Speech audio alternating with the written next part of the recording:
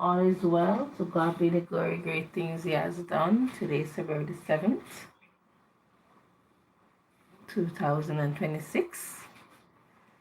So, hope you all doing great. So, listen to them wonderful words. I was broke. I was discouraged.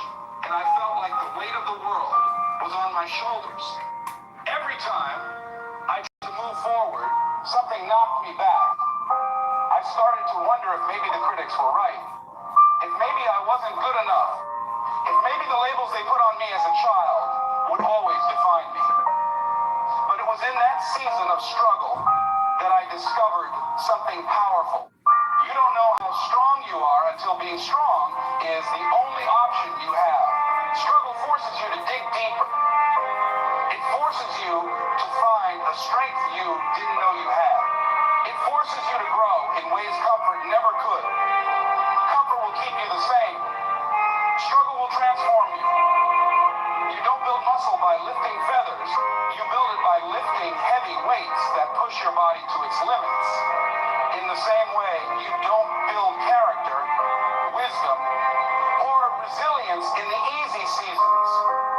You build it in the storms, in the losses, in the nights when you feel like giving up, but you keep going anyway. I know some of you are walking through struggles right now.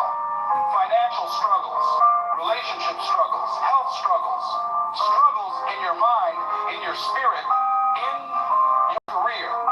And you're tempted to believe that your struggle means you're being punished, that you're being overlooked, that life is against you. But let me tell you something. The struggle is not the end of your story. The struggle is the fire that is refining you. Diamonds are formed under pressure. Gold is purified by fire. And greatness is birthed in struggle. When you embrace struggle, you stop asking, why me? And you start asking, what is this teaching me? That shift changes everything. Instead of being crushed by the weight, you start getting stronger under it.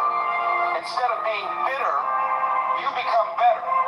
Instead of breaking, you begin building. Every hardship carries within it a lesson. And if you lean into it, that lesson will equip you for the next level of your journey. Think about the stories that inspire us the most. They are never stories of people who had it easy. They are stories of people who faced incredible obstacles, devastating setbacks, and still rose. Still fought. Still overcame. Why? Because the struggle gave them something ease never could. It gave them grit. It gave them vision. It gave them fire. And that same fire is being lit in you right now through your struggles. In 2026, I don't want you to avoid struggle. I want you to embrace it. Because if you avoid struggle, you avoid growth. If you avoid growth, you avoid transformation. And if you avoid transformation, you avoid destiny. Struggle is not your enemy. Struggle is your ally. It's not there to destroy you, it's there to develop you. Yes, the struggle hurts. Yes, it's uncomfortable. Yes, there are nights when the tears won't stop, when the fear feels overwhelming, when quitting feels easier. But I promise you this, if you hold on, if you keep pressing, if you refuse to give up in the struggle, you will come out stronger, wiser, and more powerful than you ever imagined. And when you do, you'll look back and realize that the struggle wasn't a curse. It was the very thing that birthed the best version of you. So in 2026, when you face resistance, when life tests you, when challenges show up, I want you to remind yourself, this is not here to stop me. This is here to grow me. And instead of running from the struggle, I want you to lean into it with courage. Because when you embrace growth through struggle, you unlock a strength that nothing and no one can ever take away. Strengthen your mindset daily.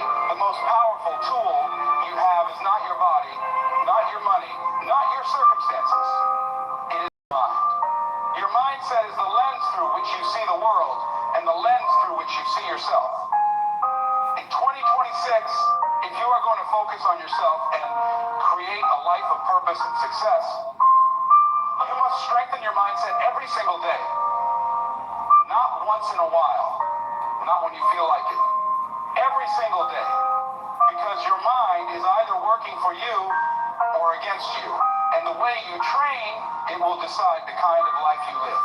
I remember reading once that the average person has thousands of thoughts each day. And most of those thoughts are the same ones they had yesterday. If those thoughts are negative, if they're filled with doubt, fear, and limitations, then those thoughts will shape a negative life. If those thoughts are empowering, uplifting, and rooted in possibility, they will shape a life of abundance. That's how powerful your mindset is. It literally builds your reality. I want you to think about this. Your mind is like a garden. Whatever you plant, it will grow. If you plant seeds of doubt, fear, and limitation, that's what will rise up in your life. If you plant seeds of faith, courage, and determination, that's what will flourish. The problem is, most people are not intentional about what they plant. The world, the media, and the voices of others scatter weeds into their garden. And then they wonder why they feel stuck, why they can't see possibilities, why their life isn't moving forward. You cannot leave your mindset unattended. You have to strengthen it daily, just like you would exercise a muscle. How do you do that? By feeding it with what empowers you, by speaking words of affirmation over yourself when doubt tries to creep in, by reading, listening, and surrounding yourself with voices that remind you of who you really are and what you're capable of, by choosing to focus on what's possible rather than what's impossible, by refusing to let fear have the final say. Every day you get a choice. Feed your faith or feed your fear. Whichever one you feed will grow stronger. I can tell you from personal experience, strengthening your mindset daily is not optional if you want to rise above the noise. Because life will test you. People will doubt you. Circumstances will challenge you. And if your mindset isn't strong, you will crumble under the pressure. But when your mindset is strong, no matter what happens around you, you will still stand tall inside. You will still believe when others say it's impossible. You will still fight when quitting looks easier. You will still see light when others only see darkness. Strengthening your mindset doesn't mean you never feel fear, doubt, or discouragement. It means when those things come, and they will, you have the strength to overcome them instead of being overcome by them. It means you know how to silence the voice of negativity and amplify the voice of possibility. It means you know how to take control of your thoughts before they take control of you. One of the most powerful truths I've learned is this: your life will never rise higher than the level of your thinking. You can have all the talent, all the opportunities, all the resources in the world. But if your mind is weak, it will sabotage you every time. On the other hand, you can come from nothing. You can face incredible obstacles. You can start at the bottom. But if your mindset is strong, you will rise. You will find a way. You will turn every setback into a setup for a comeback. In 2026, I want you to make a commitment to yourself every day. Strengthen your mind. Start your mornings with intention. Fill your mind with something uplifting, whether it's prayer, meditation, affirmations, reading, or listening to motivational messages. Guard your thoughts throughout the day. Don't let negativity take root. End your nights with reflection, gratitude, and vision for tomorrow. Treat your mindset like the foundation of your life, because it is. And here's the beautiful thing. The more you strengthen your mindset, the more unstoppable you become. Fear loses its grip on you. Doubt loses its power. Circumstances lose their control because you've trained your mind to see beyond the obstacles, to focus on the possibilities, and to keep moving forward no matter what. That's the power of a strong mindset. So in 2026, let it be said of you, you didn't just drift through life with a passive mind. You trained it. You sharpened it. You strengthened it daily until it became unshakable. And because your mind was strong, your life became strong. Strengthen your mindset daily, and you will build a future no circumstance can destroy. Take bold, consistent action. Dreams are beautiful. Plans are necessary. Vision is powerful. But none of it means anything without action. In 2026, if you are going to focus on yourself and rise into the life you desire, you must move beyond thinking about it, beyond talking about it, beyond waiting for the perfect time. You must take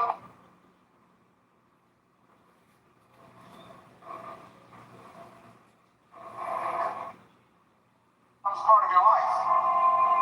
We don't realize how open we've left the gates. We don't realize how many intruders we've allowed in. Thoughts, opinions, fears, doubts, judgments, comparisons, you name it. Most people don't have a weak mind. They have an unprotected one. Your mind is like a house with many doors. If you leave every door open, anything can walk in. Storms, thieves, noise, chaos. But if you choose what comes in and what stays out, you begin to shape your environment intentionally. Let me tell you a true story about a man I worked with years ago. Brilliant guy, talented, capable, but he lived in constant anxiety. He told me, Les, every day I feel like my mind is attacking me. I asked him to walk me through his daily routine, and I realized something immediately. He wasn't protecting anything. He woke up scrolling through negativity. He started his day with chaos. He talked to people who drained him. He absorbed gossip like it was breakfast. He let fear-based news shape his mood. He let negative coworkers infect his enthusiasm. He let everyone else supply the content for his mind, except himself. No wonder he felt defeated. His mind wasn't attacking him. It was reacting to what he allowed in. Hear me clearly, your mind is not the enemy. It's the environment that's killing you. If you lived in a toxic room for long enough, you get sick too. If you lived in a dirty environment for long enough, your health would collapse. And if you live mentally surrounded by negativity, your hope will suffocate. You are not weak. You've just been unguarded. One of the greatest steps toward mental freedom is this: decide what gets access to you. Not everyone has earned the right to speak into your life. Every comment deserves a response. Not every thought deserves your attention. Not every event deserves your emotional involvement. Some of you are exhausted not because life is hard, but because you're letting everything and everyone into your mind without limits. You need gates. You need filters. You need boundaries, because your mind cannot stay powerful if the world keeps dumping garbage into it. You must become the curator of your mental environment. Protect your mornings. What you see, hear, and feel in the first few minutes sets the frequency of your entire day. Protect your time. Not everyone deserves a seat at your table. Not everyone can handle your vision. Not everyone wants you to win. Protect your energy. Some people drain you simply by existing in your space. Some conversations shrink you. Some environments poison you quietly. Protect your content diet. What you read, watch, listen to, and consume daily becomes the default language of your thoughts. Protect your inner circle. Be around people whose presence expands you, not those whose presence contracts you. And hear this deeply. When you control what you allow in, your mind becomes your ally, not your battlefield. Your mind becomes your coach instead of your critic. Your mind becomes your compass instead of your cage. Your mind becomes your foundation instead of your fear. Let me give you a powerful shift. Every time you say no to something that drains you, you say yes to your strength. Every time you say no to a toxic conversation, you say yes to your peace. Every time you say no to negativity, you say yes to your future. Every time you say no to mental junk, you say yes to mental freedom. When you learn to control what enters your mind, you begin to rise effortlessly. Not because life gets easier, but because you get stronger. And here's the beautiful part: you don't need to block everything. You just need to choose wisely. Because the mind that is fed with peace becomes calm. The mind that is fed with courage becomes bold. The mind that is fed with with truth becomes clear. The mind that is fed with purpose becomes unstoppable. Guard what comes in so your mind can become the fortress your future depends on. Your mind becomes strong when you learn to master your inner voice.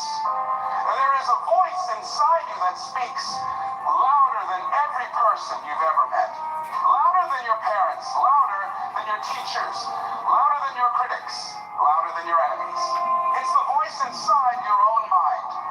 And it can either be your greatest ally or your most destructive enemy. If you don't master that voice, it will master you. Most people don't lose to life. They lose to the echo of their own thoughts. They lose to the whisper that says, you can't. To the memory that says, you failed before. To the fear that says, what if you're not enough? To the shadow that says, stay small, stay safe, stay silent. But hear me, your inner voice is not who you are. It is who you've been trained to believe you are. That voice was shaped by experiences, by fear, by childhood, by failures, by trauma, by past seasons where you didn't know your own power. You inherited that voice, but you do not have to keep. I met a man once who told me, Les, I hate being alone because it broke my heart. Not because he was weak, but because nobody ever taught him that he could speak back to his thoughts. Nobody ever taught him that the voice in his head could be retrained, reprogrammed, redesigned. Let me tell you something powerful. You are not required to believe every thought that shows up in your mind. Thoughts are visitors. Some are helpful. Some are harmful. Some are warnings. Some are lies. But you are the homeowner. You decide who gets to stay. You strengthen your mind by challenging the voice that tries to shrink you. When it says, you're not good enough, you say, I'm growing every day. When it says, you always fail, you say, I learn faster than I fall. When it says, nobody believes in you, you say, I believe in me, and that's enough. When it says, you're behind, you say, I am exactly where I need to be to rise. When it says, you can't handle this, you say, watch me. That's how you take your power back, by talking louder than your fear, stronger than your doubt, and clearer than your pain. But your inner voice doesn't change because you want it to. It changes because you train it to. You train it through repetition, through new habits, through new narratives, through new beliefs, through conscious redirection. You train it by speaking life into yourself daily, by feeding your mind courage when it's starving, by telling yourself the truth even when your emotions are. You train it by becoming the coach your younger self needed and the guide your future self deserves. Because the mind does not automatically support you. It mirrors your patterns. If you constantly speak against yourself, your mind will become hostile. If you constantly speak life into yourself, your mind will become powerful. There is greatness inside you. There is brilliance inside you. There is potential inside you. And your inner voice must learn to recognize it. Master that voice. And you master your life. Your mind transforms when you take action on what you believe. There is one thing that separates people who grow from people who stay stuck. One thing that separates dreamers from achievers. One thing that separates those who talk about change from those who live it. Action. A powerful mind is not built by information. It is built by execution. You can know your worth. You can believe in your future. You can repeat affirmations, read books, listen to motivation. But if you never take action, your mind stays the same. You cannot think your way into a new life. You must act your way into one. I once met a young man who had all the ideas in the world. Talented, creative, visionary. But years went by and nothing changed. He told me, Les, I'm scared to make the wrong move. I told him, son, the only wrong move is no move at all. Because life rewards movement. Clarity comes through movement. Confidence grows through movement. Growth requires movement. Your mind becomes powerful when your actions align with your beliefs. You say you want to be confident. Act confident, even if your voice shakes.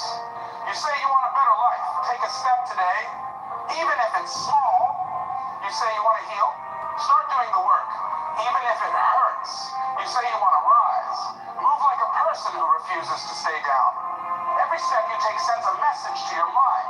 We are changing. We are growing. We are becoming. We are rising. Action rewires the mind in ways that thought never can. Because when you take action, your mind begins to trust you. And when it trusts you, it stops sabotaging you. It stops fighting you. It stops resisting you. It starts supporting you. Your mind says, if you're willing to fight, I'm willing to follow. Hear me, you don't need perfect clarity. You need courageous movement. You don't need to know the whole path, just the next step. The universe responds to movement. Opportunity responds to movement. Your future responds to movement. When you move, life moves with you. Protect your mind like your life depends on it. Ladies and gentlemen, we've traveled through 7 deep, emotional, transformative truths, and every single one leads to this moment. This final promise you must make to yourself: protect your mind. Every day, every moment, every thought. Protect it because your future depends on it. Protect it because your peace depends on it. Protect it because your purpose, your family, your dream, your healing, your identity, all of it flows from the condition of your mind. You are not here by accident. You are not breathing by coincidence. You are alive because life still has chapters inside you that have not been written yet. And those chapters can only be written by a mind that believes, by a mind that is protected, by a mind that is disciplined, by a mind that is focused, by a mind that is healed, by a mind that is brave, by a mind that is ready to build something new. You have survived too much to quit now. You have come too far to give your mind back to fear. You have cried too many tears to surrender your peace again. Your mind belongs to you, and today you take it back. Stand tall. Speak boldly. Guard your thoughts. Protect your heart. Move with purpose. Walk with courage. And rise with the knowing that you are powerful. You are capable. You are chosen. You are ready. And nothing, absolutely nothing, can stop a person whose mind is protected and aligned with their destiny. Protect your mind like your life depends on it. My friends, we have walked a long road together in this message. We've gone into the deep places, the quiet rooms of your mind where doubt whispers, where fear pretends to be truth, where the past tries to negotiate with your future. With me through every one of these moments. Then you know now, without a shadow of a doubt, that your mind is not just part of you. Your mind is your life. Look at everything we've uncovered. We talked about the battles no one sees, the invisible wars being fought behind your eyes, where your thoughts become either your prison or your passport. We talked about the voices you allow to live rent free in your head, and how some of them have overstayed their welcome for decades. We talked about the courage it takes to choose yourself when the world is pulling you in every direction. We talked about protecting your dream from people who've never protected theirs. We talked about building an inner world so strong that the outer world can't shake it. We talked about controlling the narrative, about rewriting the script when life has handed you a story you never asked for. We talked about turning pain into power, about taking every scar and turning it into a sword. And we talked about the unshakable truth that nobody, absolutely nobody, gets to decide what your mind becomes except you. And I want you to hear me clearly right now. Your mind is the birthplace of every victory you will ever have. Before you start the business, you start the belief. Before you heal the heart, you heal the thought. Before you climb the mountain, you climb the mindset. Before you change your life, you change your mind. The greatest transformation you will ever experience will not come from the outside world. It won't come from applause.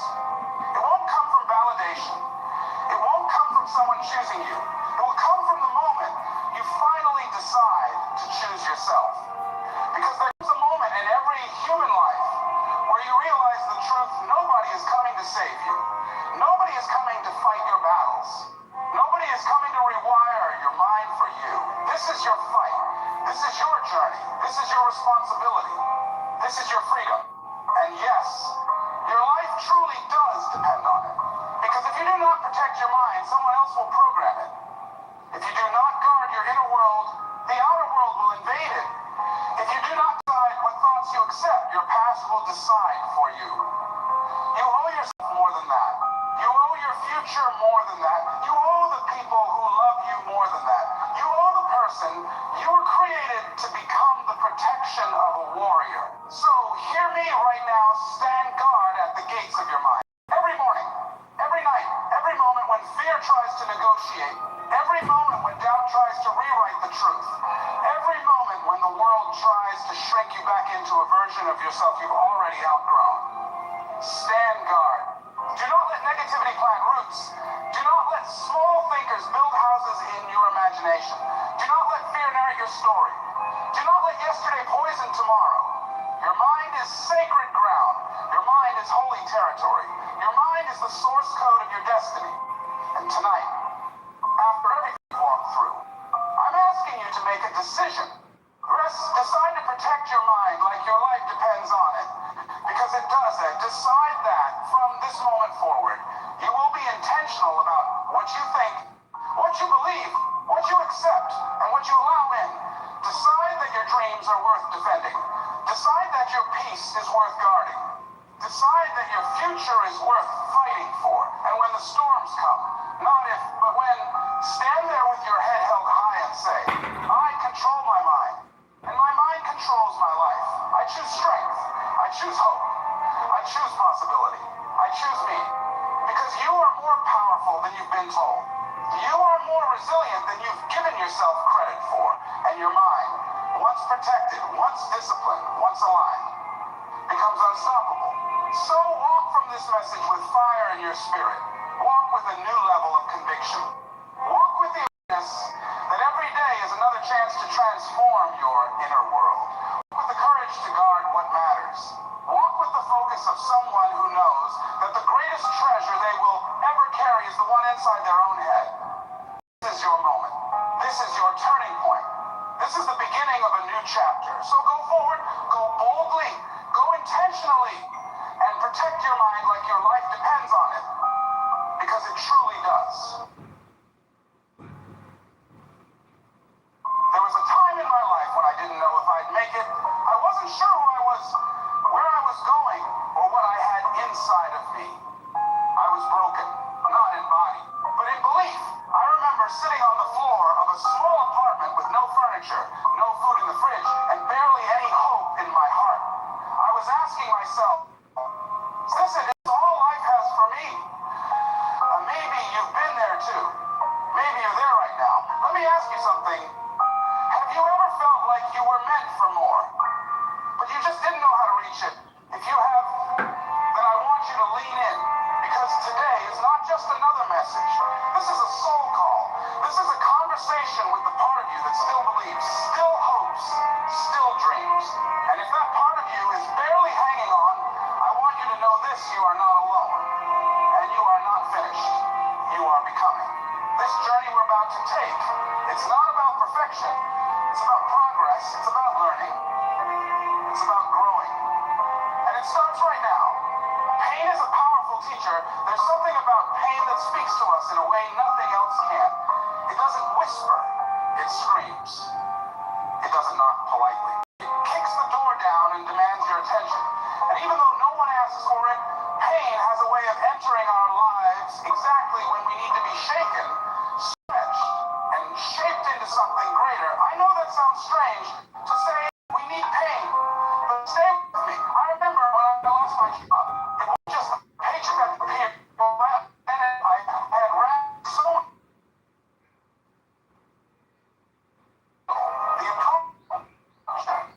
When that job ended, it wasn't just the end of employment. It felt like the end of me. I sat in silence wondering how I would pay bills, what I would tell my family, and if I'd ever be able to bounce back. That pain, it wasn't surface level, it ran deep. It touched every insecurity I had ever buried.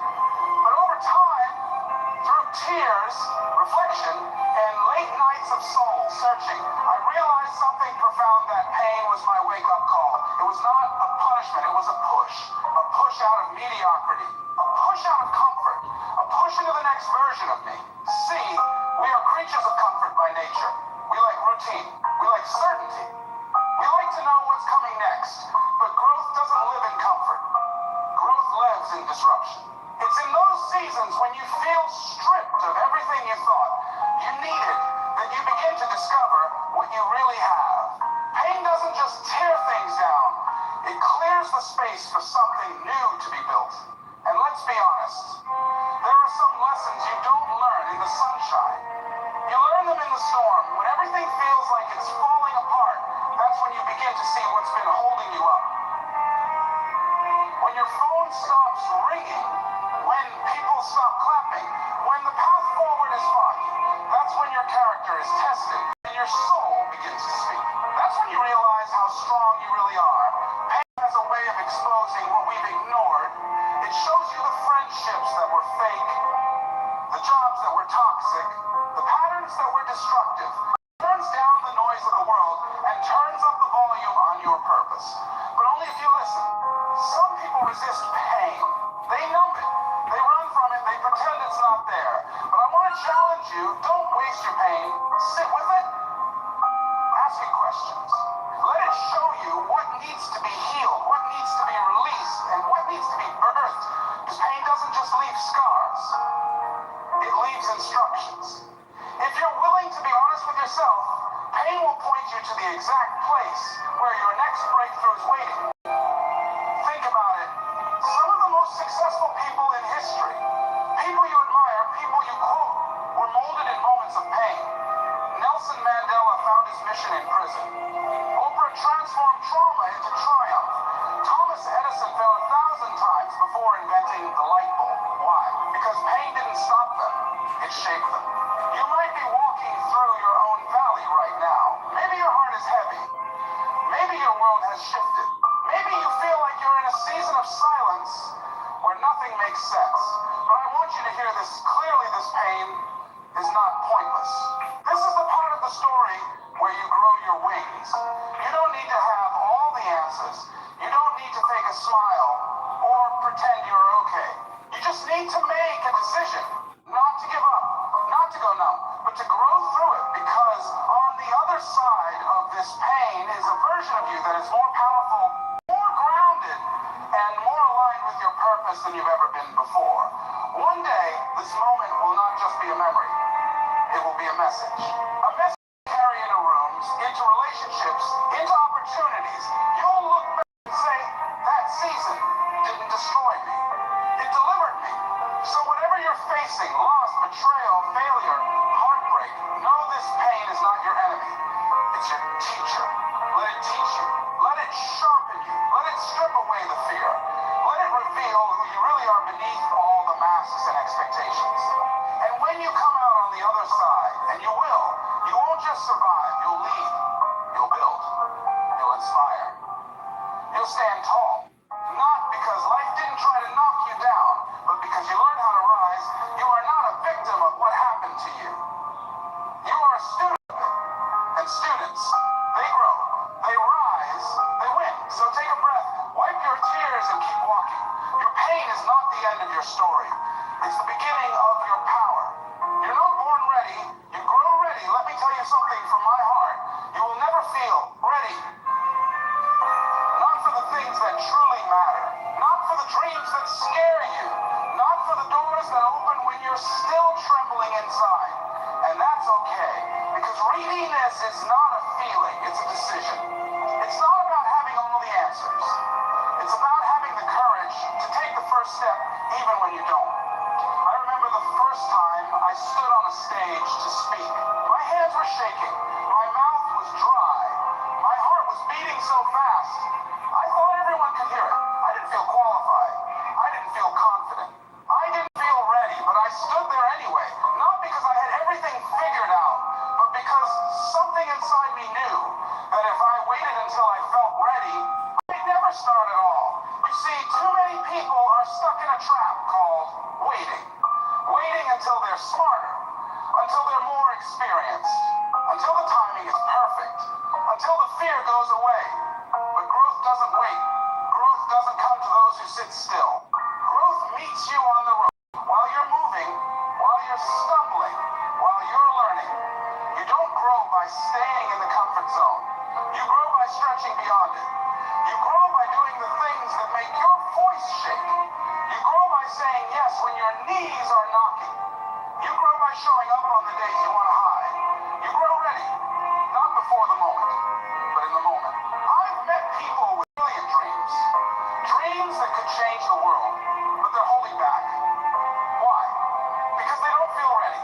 They're waiting for confidence before they take the leap. But confidence is not a prerequisite. It's a result. It's built one uncomfortable action at a time. It's built when you mess up and get back up. When you keep speaking, even when your voice cracks. When you show up scared, but you show up anyway. Let me say this to you. If you're hesitating, you don't need to have it all together to begin. You don't need the blueprint. You don't need all the answers. You just need enough courage to take one small step. That's it. And when you take that step, something powerful happens. The path begins to reveal itself. Opportunities begin to unfold. Strength begins to rise. But it only happens once you move. And here's the truth most people won't tell you. No one who ever did anything great started out feeling ready. They just started. Steve Jobs didn't know how to run a company when he started Apple. Maya Angelou said she wrote her first book terrified. Every great leader, every change maker, every trailblazer had to step into the unknown without guarantees. They had to learn as they went. They had to grow ready. I think sometimes we look at successful people and we imagine they've always been that way, polished, poised, prepared. But they were once just like you, nervous, unsure, insecure. The only difference is they didn't let those feelings stop them. They embraced the awkward beginning. They trusted the process. And they kept going, even when it was messy, even when it didn't make sense. Because that's what growth looks like. It's not linear. It's not perfect. It's not glamorous. Growth is clumsy. Growth is uncomfortable. Growth is full of failed attempts, uncertain steps, and quiet victories no one else sees. But it's also beautiful. Because with every step you take, you become someone you've never been. You discover strength you didn't know you had. You find your voice, your rhythm, your fire. So, if you're waiting for the stars to align before you start pursuing your dream, stop. The stars don't align before you move. They start aligning because you moved. You are the one who activates your journey. You are the one who breathes life into your calling. You don't need permission. You don't need perfection. You need faith. Faith in what you cannot yet see, but feel burning inside of you. You grow ready by doing the hard things. You grow ready by saying yes when everything in you wants to say no. You grow ready by trusting that God put something in you for a reason. And He wouldn't have placed it there if you weren't meant to chase it. So here's my question for you. What would your life look like if you stopped waiting and started walking? What doors might open? What chains might break? What kind of person might you become? You were not made to live at the edge of your potential. You were made to step into it. You were not born ready, but you were born capable. You were born with the capacity to grow, to stretch, to rise. The dream is not waiting on your readiness. It's waiting on your willingness. And the moment you say yes to that dream, even scared, even unsure, that's the moment your journey begins. You're not waiting on the world to say, you're ready. The world is waiting on you to say, I'm going anyway. Your mind is a garden. Guard it. Imagine walking through a beautiful garden. The air is fresh, flowers are in bloom, and every plant is vibrant with life. Now imagine walking through that same garden after months of neglect. Overrun with weeds, thorns choking the life out of what once had potential. The difference between those two gardens isn't the soil, it's the care. It's the attention. It's the choice of what was planted and what was allowed to stay. Your mind is no different. It is a living, breathing garden. And every thought you think is a seed. Every word you repeat to yourself waters that seed. And what you harvest in your life, your attitude, your confidence, your peace, your outcomes, all of that is the fruit of what you've been planting in your mind. When I was younger, I didn't understand this. I thought life was just happening to me. I thought circumstances, people, and luck determined my direction. But what I've learned through heartbreak, through setbacks, through growth, is this: life doesn't respond to what you wish for. It responds to what you believe. Beliefs are born in your thoughts. For years, I used to tell myself it wasn't good enough. I'd look in the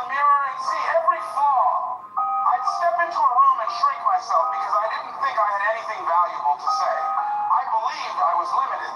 I believed I was behind. I believed I was. And you know what happened? Life confirmed those beliefs. Doors stayed shut. Opportunities slipped through my fingers. I attracted people and situations that reinforced what I already thought about myself. But something shifted when I decided to take control of my mental garden. I realized I had let weeds grow. Thoughts of fear, thoughts of self-doubt, thoughts that were never even mine to begin with. Words people spoke over me. Lies I picked up along the way. I had to go to work, pulling those weeds out one by one. And let me tell you, it wasn't easy, but it was necessary. I started replacing, I'm not good enough, with I am more than enough. I replaced, I always mess up, with I am learning and growing. I replaced, nothing ever works out for me. Everything is working for me, not against me. And slowly, things began to change, not just around me, but within me. When you guard your mind, guard your destiny. Because you can't live a positive life with a poisoned mindset. You can't walk in purpose when your inner dialogue is tearing you down.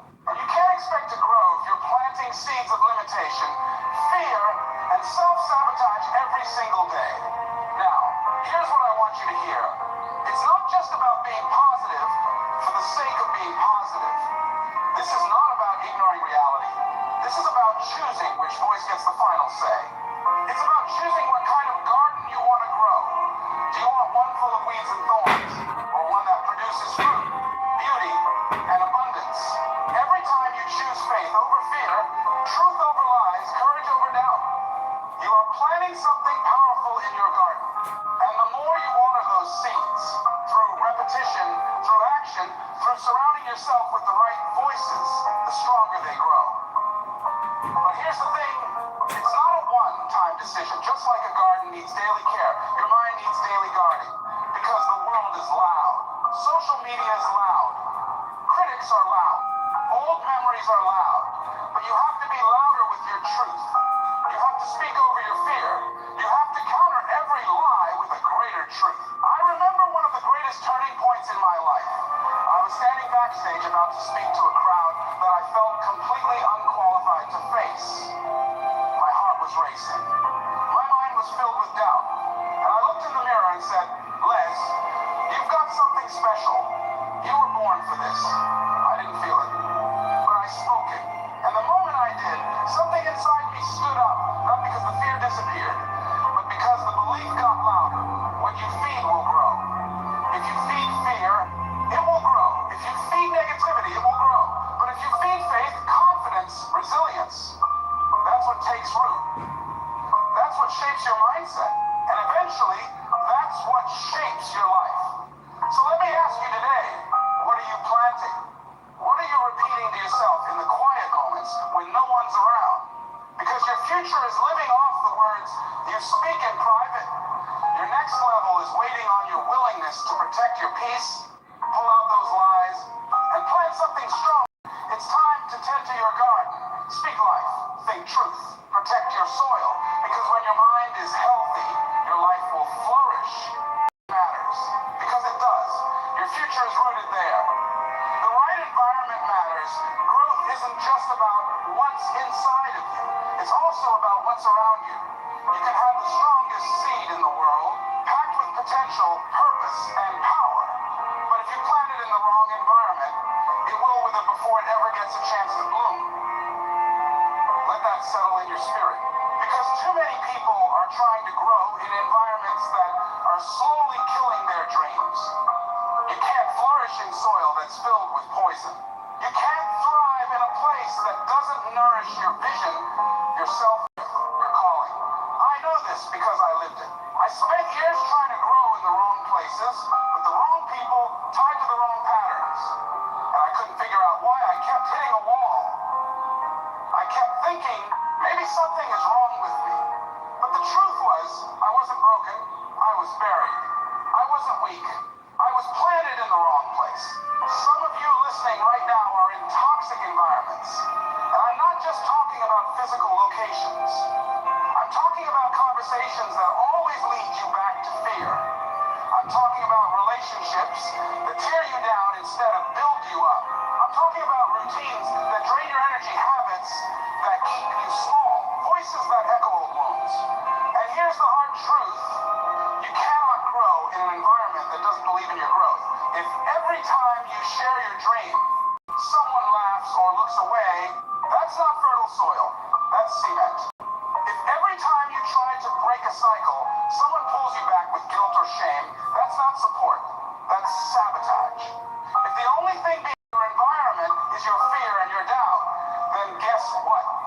what will grow.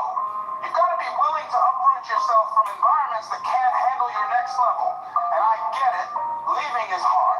Change is hard. The familiar can feel comfortable even when it's harmful. But you've got to ask yourself, do I want to stay stuck in comfort? Or do I want to grow in courage? Because the two rarely coexist. There was a point in my life when I had to distance myself from people I had known for years. Not because I didn't love them, but because they were no longer aligned with the version of me I was becoming. Every time I shared my vision, they brought up my limitations. Every time I reached for more, they reminded me of my past. And I realized you can't keep reaching for the stars while being anchored to people who live in the basement of your potential. So I made a change. I started surrounding myself with people who stretched me, who challenged my thinking, who held me accountable, who dreamed bigger. People who weren't intimidated by my ambition, but inspired by it. People who weren't threatened by my growth, but encouraged it. And guess what? I started growing, not just a little, but in every area of my life. See, you need people who will water you when you feel dry. People who speak truth over you when you forget your own worth. People who see the seed in you even before it breaks through the ground. Those kinds of environments, they're not just good for your goals, they're necessary for your soul. And it's not just about people either. It's about habits, spaces, rhythms. What's your daily environment? What are you feeding your ears, your eyes, your spirit? Are you waking up to chaos or clarity? Are you filling your space with stress, strength? Because all of it matters. Growth is not passive. It's intentional. It's strategic. A flower doesn't grow just because it wants to. It grows because it's planted in the right place, at the right time, with the right light, the right nourishment, the right care. And sometimes your growth means leaving what's known. It means walking away from a job that pays well but kills your joy. It means releasing relationships that keep rehearsing your pain. It means breaking routines that once served you but now suffocate you. It means saying, I love myself too much to stay small. Because here's the truth, flowers don't bloom in every season. And they don't bloom in every soil. You have to know when to stay planted and when to uproot. And that takes courage. But when you move into an environment that feeds your purpose, watch how fast you grow. Watch how your voice changes. Watch how your dreams come alive. Watch how your peace expands. So today I challenge you to take a hard, honest look at your environment. What needs to go? What needs to grow? And are you willing to make the changes necessary? Not just to survive, but to thrive. Because the right environment isn't a luxury, it's a lifeline. And when you plant yourself in a place that aligns with your purpose, your growth becomes unstoppable. Flowers don't ask permission to bloom, they just need the right soil. So find your soil, find your light, and grow unapologetically. Embrace the process. Not just the promise, everybody wants the promise, the dream, the breakthrough, the moment of arrival. We want the spotlight, the recognition, the celebration. We crave that vision of the future where it all makes sense, where all work pays off, where the world finally sees what we've known in our hearts all along. And there's nothing wrong with wanting that. The promise is powerful. It gives us hope. It gives us direction. But the mistake most people make is chasing the promise while ignoring the process. I made that mistake. Early on, I had big dreams. Dreams of standing on stages, changing lives, building something meaningful. But I didn't understand the price of the promise. I thought passion was enough. I thought inspiration would carry me. But when the excitement wore off, when the crowds weren't there, when the results were slow, I realized something that changed everything. The process isn't just the way to the promise, it is the promise. See, we live in a culture that celebrates outcomes. Social media shows us the highlight reels, the book launches, the success stories, the awards, the after pictures. But what you don't see is the grind behind the glory. You don't see the nights when they cried themselves to sleep. You don't see the mornings when they showed up even when no one clapped. You don't see the rejections, the do-overs, the silence. And it's in those moments, the quiet, uncomfortable, unseen ones, that really real growth happens. I used to want the applause without the repetition. I wanted the outcome without the effort. I wanted the mountaintop without the climb. But success doesn't work like that. Nothing great is built overnight. It's built in the daily decisions. It's built in the ordinary, unremarkable, even boring moments that stack up over time. It's built when you keep going after the excitement wears off, when you show up not because you feel like it, but because it demands it. There were nights when I stayed up late, rehearsing lines over and over again until my voice cracked. Days I spoke to rooms that were nearly empty. Moments when I questioned if I was really cut out for this. But I kept going. Not because I was fearless, but because I was committed. And that's what the process teaches you. Commitment. Not commitment to the feeling, but commitment to the calling. Falling in love with the process means learning to appreciate the small wins. It means choosing discipline over distraction, purpose over pleasure, growth over gratification. It means doing the work when it's inconvenient. It means practicing when no one's watching. It means holding on to your vision even when you're tired, even when you're broke, even when you're doubting yourself. There's something sacred about the process. It humbles you. It breaks you open. It reveals who you are without the spotlight, and it prepares you for what's coming. Because let me tell you, if you skip the process, you won't survive the promise. If you're not built on discipline, consistency, and integrity, then success will expose what your hustle tried to hide. But if you honor the process, it will give you the foundation to stand when the promise arrives. Think of a tree. Everyone admires its height, its fruit, its beauty. But nobody talks about the roots. Nobody sees the years it spent growing underground, developing the strength to withstand storms. That's the process. That's what you need. Deep roots. Quiet strength. Unshakable foundation. Because storms will come. Delays will come. Doubts will come. And the only thing that will keep you from quitting is what you built in the dark. You don't rise to the level of your dreams. You fall to the level of your habits. So yourself, are you building habits that support your dream? Are you showing up every day like it matters? Are you willing to be consistent when it's hard, when it's lonely, when it feels pointless? Because here's the truth. Growth isn't always glamorous. Sometimes it's gritty. Sometimes it's frustrating. But it's always worth it. The version of you who can handle the promise is being formed right now. Every step, every stumble, every stretch, it's shaping you. It's strengthening you. It's preparing you to walk in rooms you once only dreamed of. So don't despise the process. Don't rush through it. Don't resent it. Embrace it. Lean into it. Find the beauty in the becoming.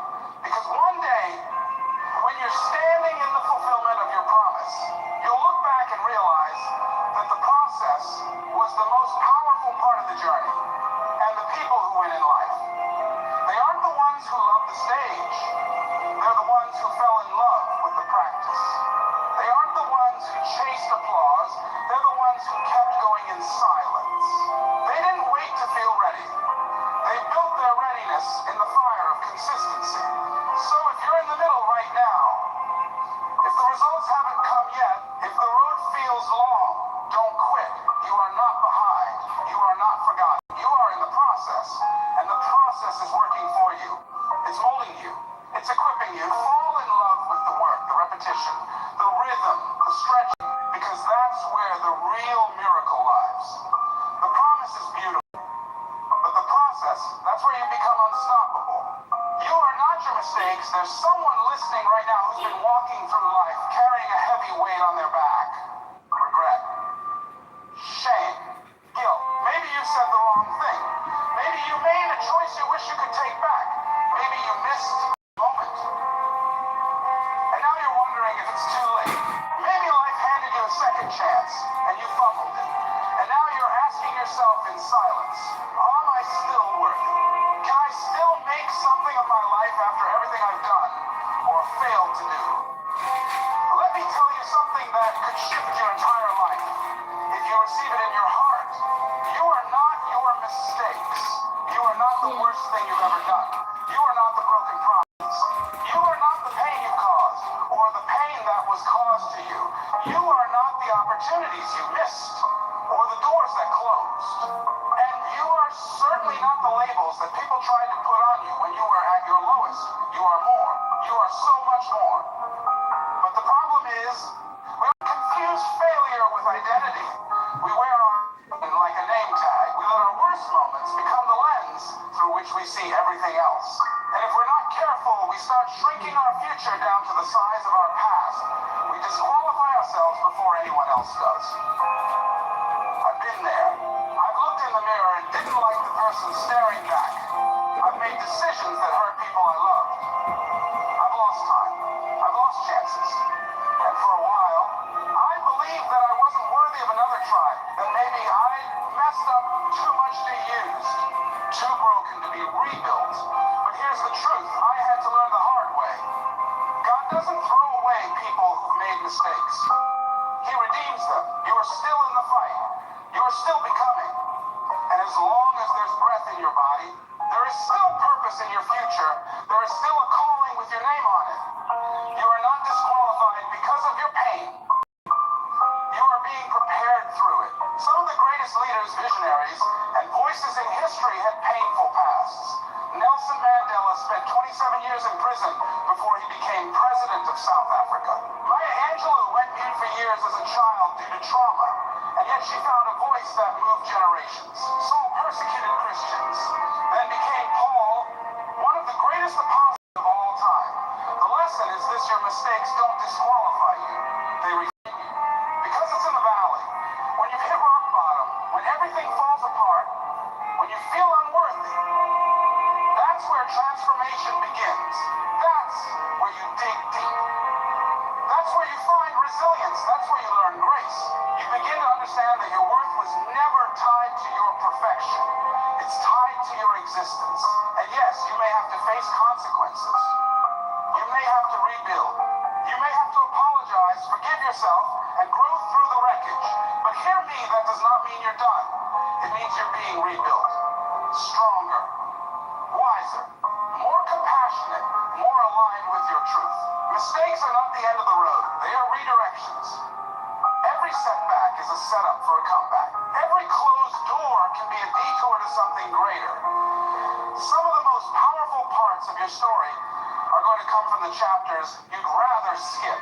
The pain you've endured, it can become purpose. The failure you faced, it can become fire. The shame you carried, it can be turned into strength. But you have to release the lie that you are unworthy because of what you've done. That's not your truth. That's not your identity. That's not your future. There's still something in you that the world needs. There's still light in you. There's still a dream buried underneath the debris. Don't let your past steal your permission to rise. Don't let guilt silence your greatness. Don't let one mistake define the rest of your life. You're allowed to heal. You're allowed to rise. You're allowed to change. And you are worthy of redemption. So I want you to decide right now that you're not going to live another day as a prisoner to the past. You've been forgiven. You've been preserved. You've been carried through things that could have destroyed you. That means you still have a mission. You still have something to say. Something to give. Something to become. Don't quit on yourself. Your story is not over. You are not your failure. You are not your past. You are still becoming. Vision pulls you through the valley. There were days, hard days, when I didn't want to get out of bed. Days when the weight of life pressed down so heavy on my chest that even breathing felt like work. Days when I stared out the window and wondered, is this really all there is? Days when I questioned my worth, my path, my strength. Days when the tears came before the sun did. Days I almost gave up. Not because I was weak, but because I was weary. You know that kind of weariness that doesn't just touch your body, it touches your soul. But I kept going, not because the pain stopped, not because life suddenly got easy, but because deep inside me, deeper than the doubt, deeper than the fear, was vision, a glimpse, a picture of who I could become, a stronger me, a wiser me, a freer me, a version of myself that had made it through the valley, not one who got stuck in it. And that vision, that saved me. That pulled me forward forward when everything around me was pushing me back. That image in my mind of a better day, a fuller life, a more aligned existence, that became my fuel. Because sometimes vision is the only thing that will keep your feet moving when your heart feels broken. Let me tell you, if you don't have a vision, the valley will bury you. Life is going to throw seasons at you that don't make sense. Storms that come without warning.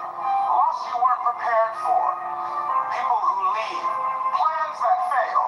You're going to face moments that make you question everything. But vision gives you context in the chaos. It reminds you this is not the end. This is not all there is. This is just a chapter, not the whole story. When I was at my lowest, I started closing my eyes and seeing more than what was in front of me. I saw myself healed. I saw myself laughing again. I saw myself walking into rooms with confidence. I saw my purpose being lived out. I saw my story helping others. I visualized the victory before it ever showed up, and that vision pulled me like a rope through the darkness. Because when you can see it, even if no one else does, you can survive the season you're in. And it's not just about seeing it, it's about speaking it. I began speaking life over myself, even when I didn't believe it at first. I will overcome. I'm not stuck, I'm growing. This pain has a purpose. I spoke it when I was alone. I spoke it when my voice trembled. I spoke it until my words started hitting cracks in the walls of my valley. You've got to speak your vision into your atmosphere. Not because it's magic, but because your words shape your mindset. And your mindset shapes your movement. And your movement shapes your miracle. I know what it's like to be surrounded by circumstances that don't reflect your vision. I know what it's like to live in environments where no one believes in your dream. But I'm telling you, you have to be the one who carries the torch. You have to protect your vision like it's oxygen. Because when everything around you feels like it's dying, your vision is what breathes life back into your bones. The valley isn't meant to destroy you. It's meant to develop you. But only vision can help you see that. Only vision can transform pain into preparation. Only vision can help you endure the silence, the loneliness, the waiting. Vision helps you see that what you're walking through now is necessary for what you're walking into. So how do you keep that vision alive? You feed it daily. You revisit it like a sacred promise. You write it down. You imagine it with detail. You connect with people who stretch your imagination. You remove voices that shrink it. You walk toward it, even when it's just one tiny step at a time. Vision isn't just for dreamers. It's for survivors.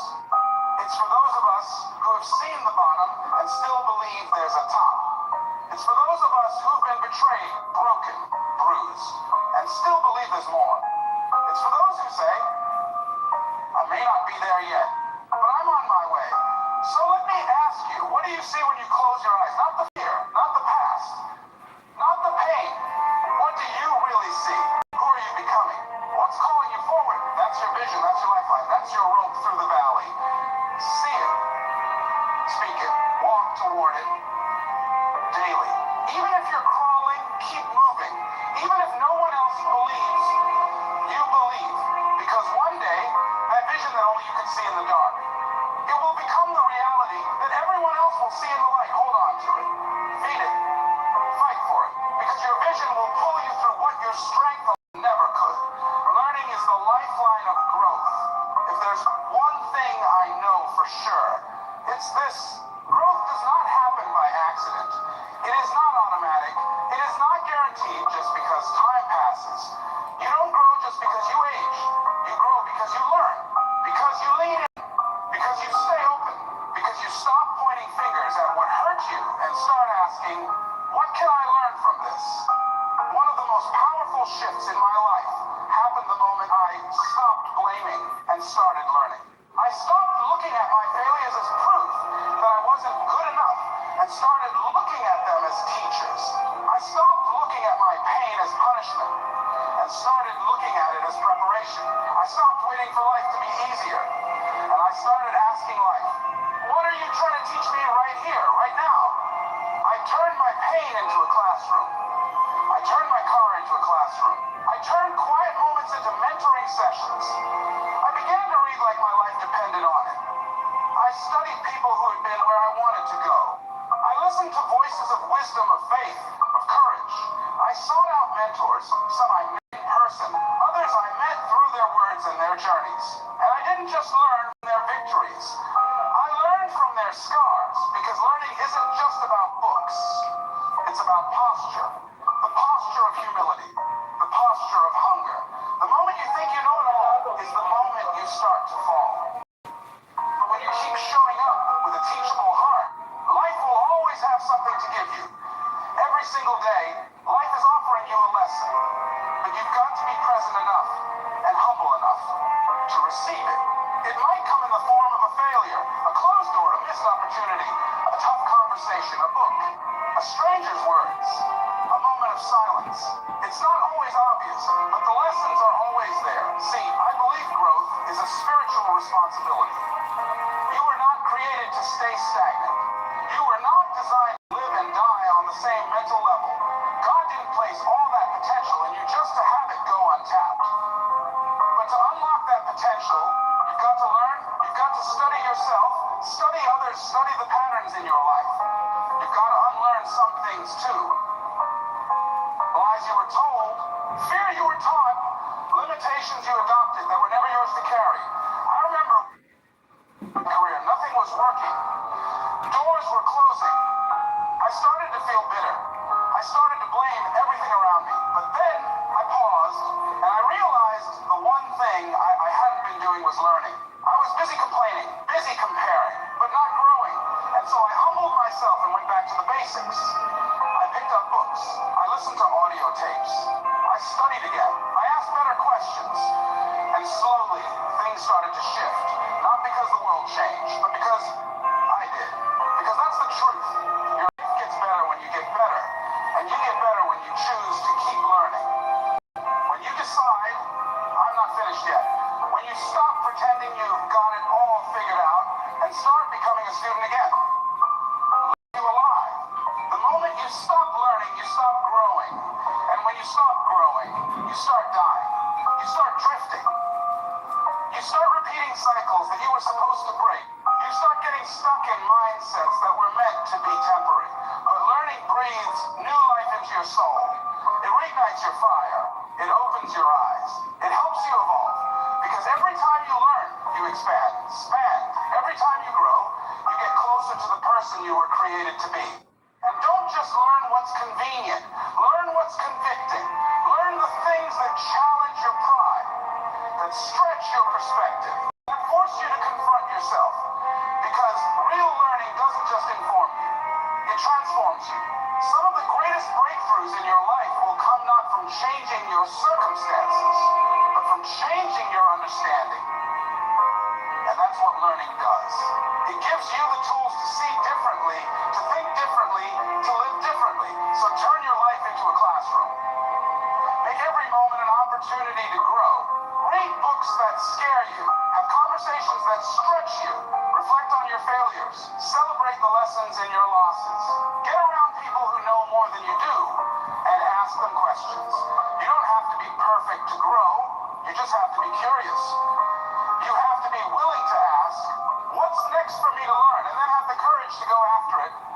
You want a better life? Keep learning. You want to break generational patterns? Keep learning. You want to step into your purpose? Keep learning. Because as long as you're learning, you're growing. And as long as you're growing, you're winning. The power is already inside you. You're not waiting on the world. The world is waiting on you. Waiting on you to stop second-guessing. Waiting on you to stop shrinking. Waiting on you to stop looking for permission to become what you already are. You see, too many people spend their lives searching for the right moment, for someone to approve of their dream, for some magical sign to confirm that they're ready. But I want you to hear me clearly. You don't need permission. You need a decision. The power you're looking for isn't out there. It's in here, in you. You were created with it. You were born with it. God placed in you everything you need to overcome what's in front of you. But here's the thing. Potential doesn't activate itself. Purpose doesn't shout. Power doesn't explode without faith. You've got to believe it, unlock get stuck, not because they lack talent, not because they lack opportunity, but because they lack belief. They've convinced themselves that someone else has more strength, more wisdom, more clarity, more courage. They spend so much time admiring someone else's fire, they forget they've got a match in their own hand. But let me tell you something. You were not made to live small. You were not designed to tiptoe through life, hoping to avoid failure. You were made to impact, to lead, to rise. There's a giant inside of you that has been sleeping for too long. A dream that's been waiting for you to say yes. A voice that's been whispering, you're more than this.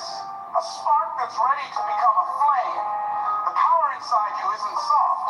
It's fierce. It's divine. It's the breath of God. It's the whisper that says, keep going. It's the strength that shows up when you're tired. It's the grace that covers you when you stumble. It's the calling that won't leave you alone, even when you try to ignore it. But power unused is power wasted. It's time to stop acting like you're unqualified for your own calling. Stop walking like you don't belong in the rooms you prayed to be in. Stop hesitating when God already gave you the green light. You're not underqualified. You're under believing. Every champion you've ever admired had to face the same inner battle. Am I really enough? And the answer is yes. Not because you've done everything right. Not because your resume is perfect. But because you're here. Because God doesn't call the qualified. He qualifies the called. And if He called you, it's because He put something in you that the world needs. You don't have to wait for confidence to show up before you act. You build confidence through action. Every time you show up, even scared, you prove to yourself that the power is real. Every time you rise after falling, you confirm that your resilience is greater than your fear. Every time you speak, even when your voice shakes, you awaken that giant a little more. I know you've been through things. I know life has tried to convince you that you're too late, too broken, too far gone. But that's a lie. You're right on time. Nothing you've walked through is wasted. Not the failure, not the heartbreak, not the loss. It was all training. It was all shaping. It was all working together to uncover what was already inside of you. You are not your fear. You are not your past. You are not your delay. You are power. You are purpose wrapped in skin. You are potential walking on 2 feet. You are what your younger self dreamed of and what your future self is counting on. So stop asking the world to see something in you that you haven't seen in yourself. Start showing up like you already have what it takes, because you do. Stop playing small in rooms where you were meant to lead. Stop doubting the very gift that keeps showing up in your heart day after day. The power is already in you. And when you finally accept that, when you stop waiting and start walking, you'll begin to move differently. You'll stop needing applause to feel worthy. You'll stop running from the hard things. You'll stop watering down your dream just to fit into places you've outgrown. This world doesn't need another copy. It needs your authentic fire, your full voice, your whole power. Because there are people waiting on the other side of your decision, waiting on you to step up, to rise up, to wake up that giant inside you. So today, draw a line in the sand. Say it with your whole chest. Have enough. I am called. I am ready. Not because everything is perfect, but because the power is already in you. Now go use it. The world is waiting. There comes a time in your life when the mirror stops reflecting your face and starts reflecting your truth. A moment when you look at yourself and whisper, I can't keep living like this. Maybe it's after another night of breaking your own promises. Maybe it's after you say, tomorrow I'll change, for the 100th time.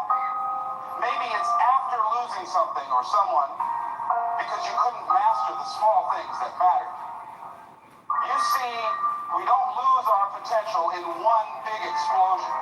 We lose it habit by habit, decision by decision, day by day. It's the small moments that steal the big dreams. It's the little neglects that build invisible prisons. And I want you to understand something tonight. Habits are not just actions. architects of your destiny. You are not your dreams. You are your habits. You can dream of success all night, but your habits decide if you'll ever wake up to it. Let me tell you a story. There was a young man filled with dreams, hungry for success. He had the fire, the passion, the energy. But every morning, his alarm would ring, and he'd hit the snooze button. Just 5 more minutes, he'd tell himself. And those 5 minutes turned into 5 years of almost. The one day, he met an old mentor who said something that shook him. Your habits are voting for the person you're becoming every single day. The question is, who are they voting for? And from that moment, he realized something powerful. You don't need to change your life overnight. You just need to start winning the small votes. Because the small votes become character. Character becomes identity. And identity becomes destiny. That young man could be me. Could be anyone sitting in silence right now, tired of their own excuses, ready to reclaim their power. So tonight, I'm not here to talk about perfection. I'm here to talk about progress through discipline. Because when you master your habits, you master your future. And if you don't, your habits will master you. The first fight against yourself, you see, the hardest battle you'll ever fight won't be with your boss, your family, your past, or your circumstances. It'll be with you. The person inside who knows exactly what they should do and still finds a reason not to. Every morning, there are 2 voices waiting for you. One says, stay where it's safe. Don't push today. You deserve rest. The other says, get up. You've got something to build. That's the voice in you. And whichever one you listen to, that's the life you'll live. Let me be real with you. The battle for new habits isn't about motivation. It's about identity. Because you don't rise to the level of your motivation. You fall to the level of your systems. And your systems are built on your habits. You can't say, I'm going to be disciplined and keep living the same way. Discipline is not a decision. It's a design. If your environment feeds your weakness, it will starve your growth. You have to rewire your mind to believe that discomfort is not your enemy. It's your invitation to growth. Every time you resist the temptation to quit, every time you silence that voice of delay, every time you follow through, you are rebuilding yourself. Change doesn't begin with grand gestures. It begins with small victories. When you decide to make your bed in the morning, when you choose to drink water instead of excuses, when you do what needs to be done, even when no one is watching, that's the foundation of greatness. Because habits are the invisible hands that shape your future. You cannot have a champion's dream with a victim's routine. You cannot pray for a new life and still cling to old habits. If you want transformation, start with repetition, not perfection. Repetition. Do it so often that it becomes who you are. When you master the fight within, the world outside becomes your playground. So remember, you don't need to be stronger than the world. You just need to be stronger than your old self. Today, that's the first fight. And once you win it, every door begins to open. The first fight against yourself, every dreamer, every fighter, every soul that ever reached greatness had to face the same battlefield. Not the one outside, but the one within. It's a silent war fought in the dark corners of your mind, where no one else can see, no one else can cheer, and no one else can fight for you. It's you against you. The version of yourself that wants to rise against the version that wants to rest. The one that wants to move forward against the one that whispers tomorrow. You see, the most dangerous word in human history is not failure. It's not failure. It's you that could heal the brokenhearted. But it is trapped behind this wall of, I'm not enough. Who told you that? Who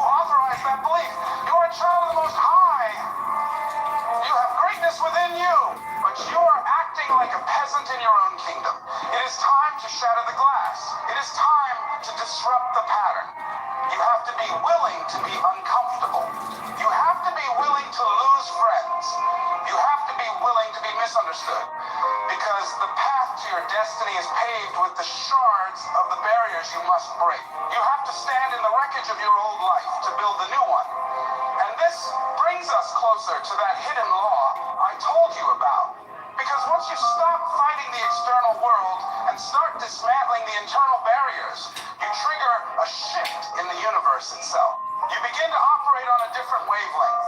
But to get there, you must first survive the demolition of your ego. Are you ready to let the old you die so the new you can be born? Stop crying. Wipe your face. Stand up straight. I don't want to hear another word about what happened to you 10 years ago. It's over. The past is a place of reference, not a place of residence. You are living in a museum of your own failures, and you are the only one buying a ticket to the tour. Stop it. You say you want to be successful. You say you want financial freedom. You say you want to make a difference. You are a liar. Your mouth is writing checks that your habits cannot cash. You say you want to be a millionaire, but you have a minimum wage work ethic. You say you want to lose weight, but you keep buying the donuts. You say you want a better relationship, but you keep harboring the same toxic attitude. You don't get what you want in this life. You get what you are. Look at your calendar. Look at your bank account. Look at your relationships. They are a direct reflection of your standards. You have accepted mediocrity. You have made peace with being average. You complain about your job, but you are the one who clocks in every day and does just enough not to get fired. You complain about your lack of money, but you are the one spending money. You don't have to impress people you don't even like. You're the problem. It's not the economy. It's not the president. It's not the color of your skin. It's not your parents. It is you. And that is the best news you could ever hear. Because if it's you, then you have the power to change it. If it were the economy, you'd be helpless. If it were the weather, you'd be a victim. But because it is your mindset, your discipline, and your lack of hunger, you can fix this right now. But you have to be making excuses. Les, I'm too old. Colonel Sanders didn't franchise KFC until he was 62. Les, I don't have the education. I was labeled educable, mentally retarded. Les, I don't have the money. Money is just an idea.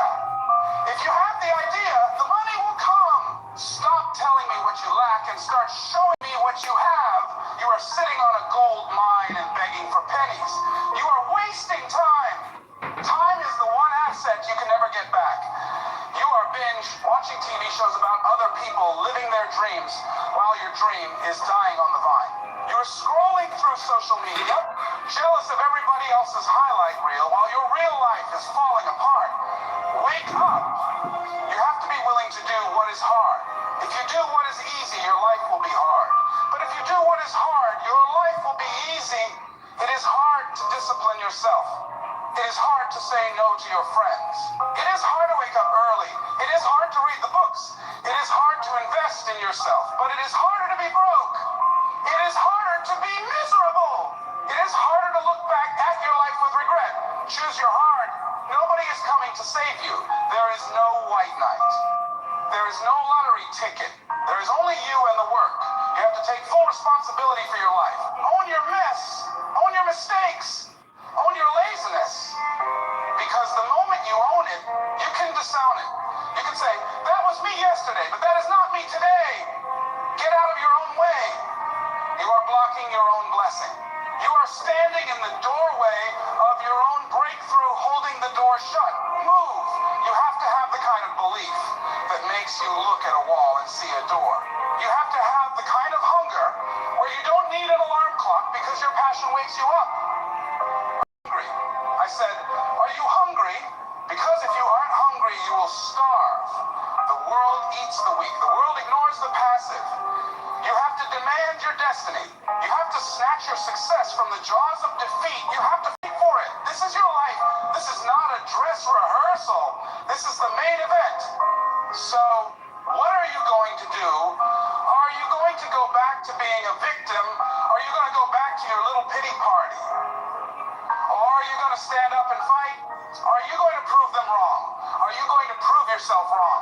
The clock is ticking. The game is on. And you are losing because you aren't playing. Get in the game. Now, take a deep breath. Let the fire settle. I need you to step out of your emotions for a moment and step into your understanding. Passion will get you started and hunger will keep you going, but it is wisdom that will keep you on the throne. You felt the pain of where you are, and you felt the sting of the truth about your excuses. Now, let's look at the blueprint. Let's look at the architecture of a soul that cannot be defeated. To build inner belief that stands against the storms of life, you must anchor yourself in three immutable truths. The first truth is the principle of internal authority. Look at the history of the human spirit. Consider Viktor Frankl, a man who survived the horrors of the concentration camps. He observed that while the guards could take away his clothes, his food, and his dignity, there was one thing they could not touch: his ability to choose his own response to his circumstances. He called this the last of the human freedoms. This is the foundation of inner belief. You must realize that your internal world is a sovereign state. Nothing can enter it without your permission. You believe you are a victim. You have signed the warrant for your own imprisonment. But if you decide that your mind is off limits to the opinions of others, you become untouchable. Are you going to continue to let strangers and critics act as the governor of your soul? The second truth builds upon the law of selective focus. The human brain is a magnificent machine, but it is a servant, not a master. It has a filter called the reticular activating system. Its job is to find exactly what you tell it to look for. If you focus on why it won't work, your brain will find 1,000 reasons to support your failure. It will find the articles, the statistics, and the people to prove you right. But when you shift that focus, when you decide, the filter changes. Suddenly, you start seeing opportunities where you used to see obstacles. You see doors where there were once only walls. It's like a radio. You can't hear the music of the high frequency if you are tuned into the static of the low. What frequency have you been tuning your mind to every morning when you wake up? The third and final truth is the necessity of self-validation. We have been socialized to look outward for applause. We want the likes. We want the good job. We want the pat on the back. But if you live for their compliments, you will die by their criticism. Real inner belief is a solitary act. It is what you say to yourself when there is no one else in the room. Look at the great inventors, the pioneers like Brothers or Thomas Edison. They didn't have a cheering section. People called them fools. They were ridiculed in the newspapers. They had to be their own advocates. They had to build a fire in a vacuum. You must become your own greatest fan. You must develop a relationship with yourself where your word to yourself is law. If you tell yourself you're going to get up at 5 and you don't do it, you are lying to the most important person in your life.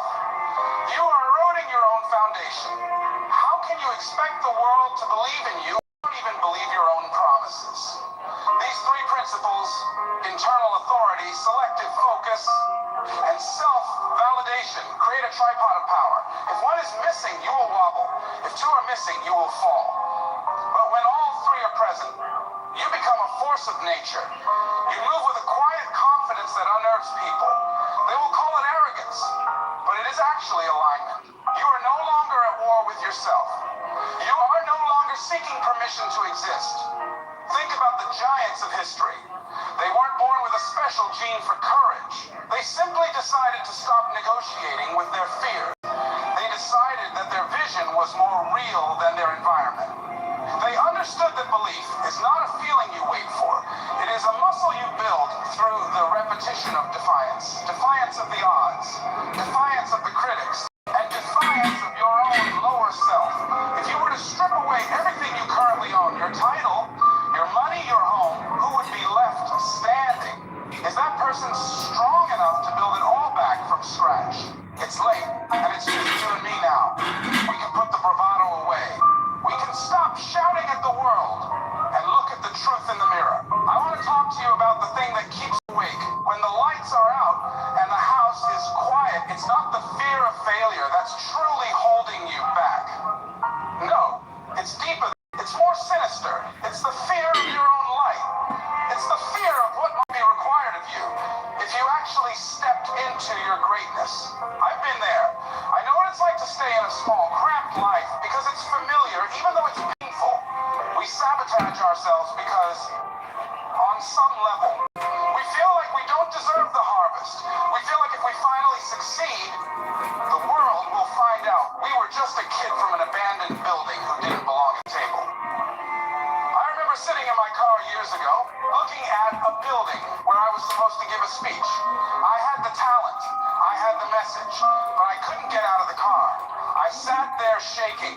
I started thinking of all the reasons I should leave. I told myself I was tired. I told myself the audience wouldn't like me. But the truth was, I was terrified of being powerful. If I went in there and moved those people, I would have to live up to that new identity every single day. I wouldn't be able to hide in my excuses anymore. Success brings a responsibility that your ego is afraid to carry. So you trip yourself up. You miss the deadline. You pick a fight with the person who... was I never gave to get, but I believe the blessings came back when I needed them most. That's the freedom giving brings. Stop living in the constant anxiety of, what if I run out?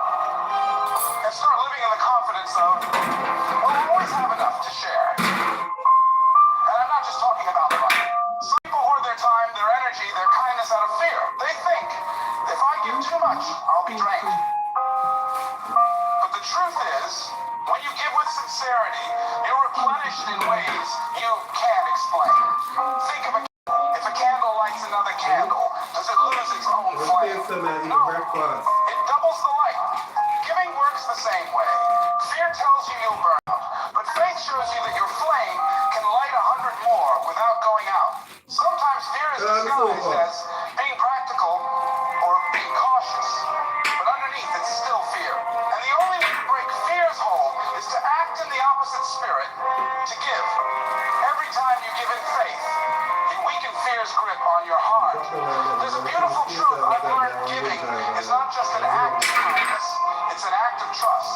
When you give, you are declaring, I trust that what I have is not my last. I trust that the one who provided for me before will provide for me again.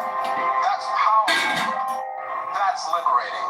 I've seen people with enormous wealth who lived in constant fear, afraid of losing it, afraid of being taken advantage of, afraid to share. And I've seen people with little who lived with complete peace because they knew that what they gave away was never truly gone. They understood that generosity is an investment in both this life and the next. So I want to ask you, what's fear keeping you from giving?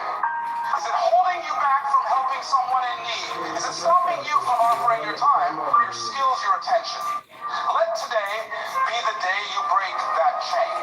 Let today be the day you choose faith over fear. Give something, no matter how small, and do it with the belief that you will never be diminished by giving. Because the truth is, fear makes your world smaller, but faith makes it limitless. Fear says, protect what you have. Faith says, share what you have and watch how it moves. And the moment you begin to give with faith, you will feel it, the shift from anxiety to peace, from scarcity to abundance, from holding on to letting go. And you'll wonder why you ever thought keeping everything was the same choice. Your gift could save a life. We underestimate the power of our actions. We tell ourselves, it's just a smile. It's just a word. It's just a small gesture. It won't matter. But what you think is small might be the very thing that keeps someone from giving up. A word of kindness, a smile, a small act of help. You might forget it tomorrow, but the person receiving it might remember it for the rest of their life. And sometimes your gift is not just about making someone's day better, it could save their life. I remember hearing the story of a man who had decided that life was too heavy for him. He walked through the city, his mind made up that he would end his life that night. On his way, a stranger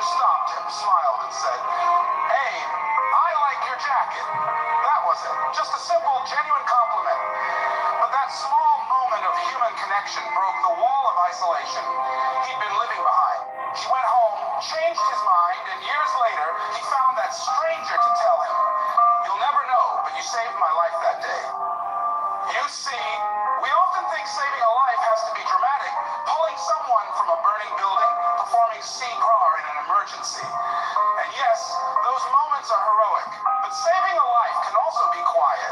It can be as simple as noticing someone who feels invisible. Sometimes giving is not about changing the world. It's about changing someone's world. And to them, that changes everything. I've met people who carry a hurt so deep they've stopped believing anyone cares. And then in a moment, someone gives them their time, their ear, their understanding, and suddenly the weight they've been carrying feels a little lighter. They can breathe again. The Prophet Muhammad I said, "Do not belittle any good deed, even meeting your brother with a cheerful face." That means the smallest kindness is never wasted. You might think it's nothing, but in the unseen, it could be everything. I think about the people I've met who told me, Laz, that conversation we had years ago, it changed my life. And I don't even remember the details.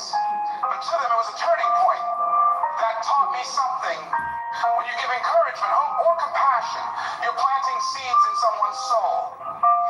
You may never see those seeds grow, but they can bloom in ways you'd never imagine. Your gift doesn't have to be money. It could be your presence. In a world full of distraction, truly being present with someone is rare and it's priceless. It could be your belief in someone's potential when they've stopped believing in themselves. It could be sharing a skill that opens a door for them. And here's the thing, the person you help might never tell you what it meant. You might never know the full impact of your gift. That's okay. Give anyway. Because we are not here to collect credit. We are here to leave light behind us. Sometimes the smallest acts ripple the farthest. The meal you bring to a neighbor in hardship might give them the strength to face another day. The listening ear you offer a friend might give them clarity that changes the course of their life. The words you speak over a child, words of affirmation, encouragement, and love could shape who they become for decades to come. One of the greatest tragedies is when we withhold kindness because we think it's too small to matter. But here's the truth. There is no such thing as too small when it comes to giving. Because to the right person at the right moment, your small gift is the biggest thing in the world. So I want to challenge you. Don't dismiss your ability to make a difference.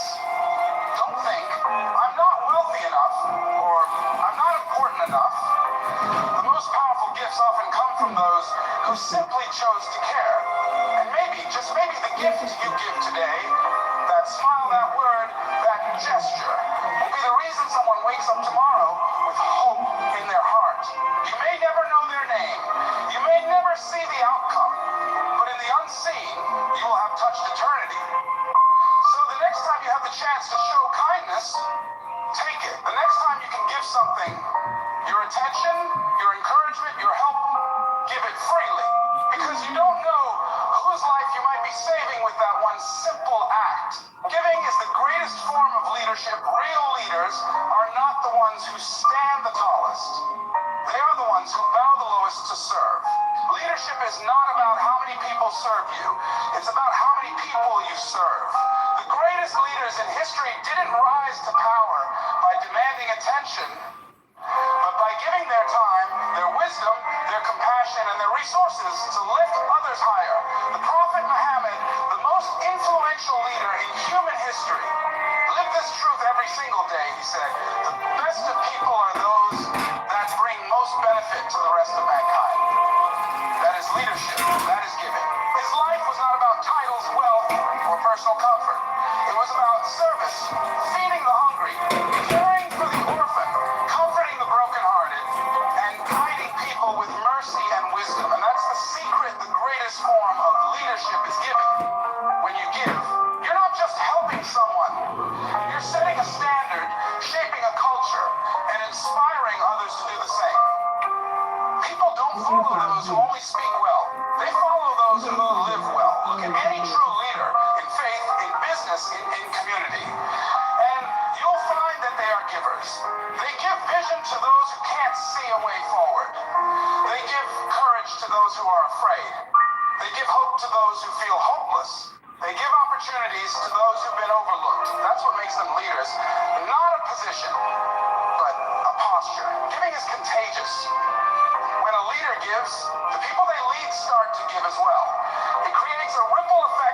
transforms families, teams, communities, and even nations. A single act of generosity from a leader can unlock the potential of thousands.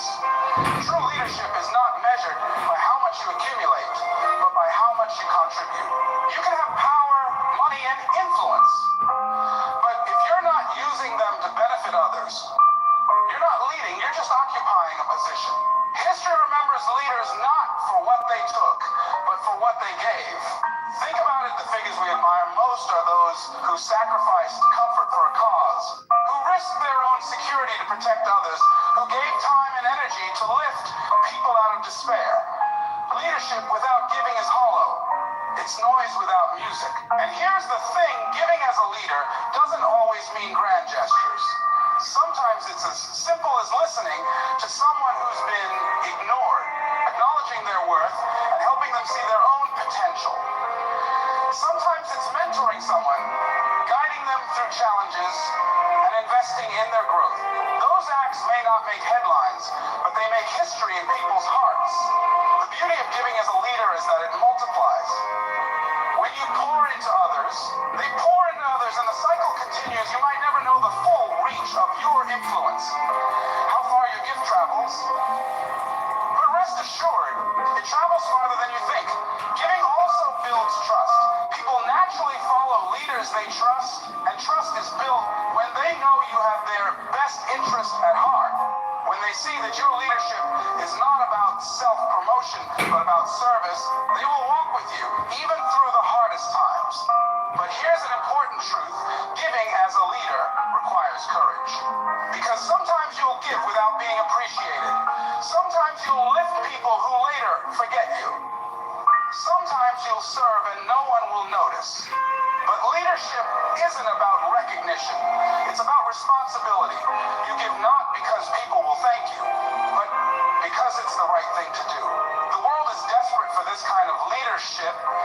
Leadership rooted in service, humility, and generosity. Too often, leadership is mistaken for control or dominance. But real leadership is influence earned through compassion and sacrifice.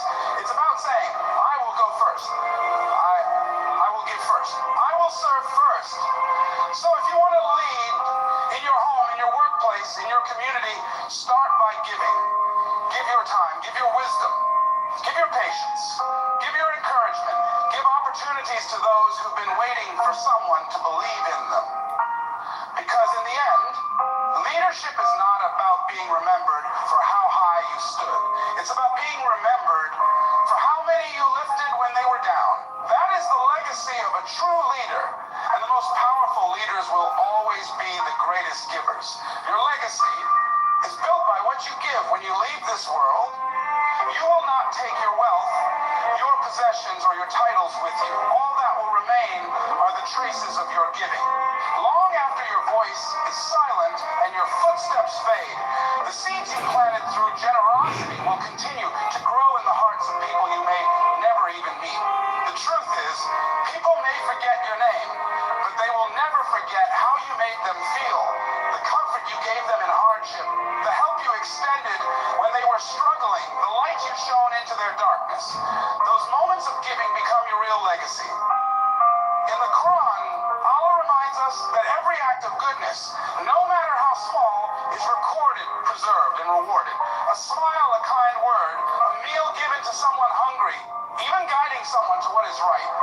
All of it becomes part of the story you leave behind. This story is not written in books, but in the hearts and prayers of those you've touched. Your giving outlives you in ways you cannot imagine. When you help educate a child, the knowledge they share in the future is part of your legacy. When you comfort someone in pain, the strength they gain to help others will also trace back to you. When you give to build a masjid, every prayer said within those walls adds to your scale of good deeds, even long after you've returned to Allah. This is why giving is more powerful than keeping. The things you hold on to will eventually decay, be lost, or be passed on without your control. But the things you give, they become timeless. They ripple through generations, often in ways you never see. Imagine someone giving water to a thirsty traveler hundreds of years ago. That traveler lived because of that act. He went on to build a family, teach his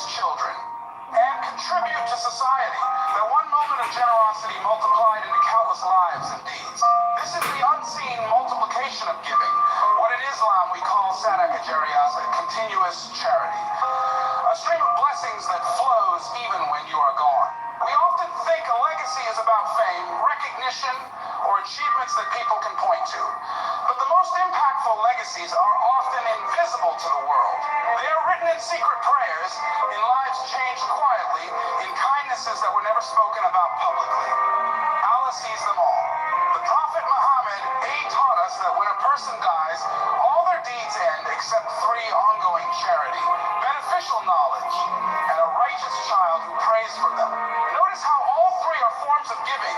Your real continuation in this world is through what you gave.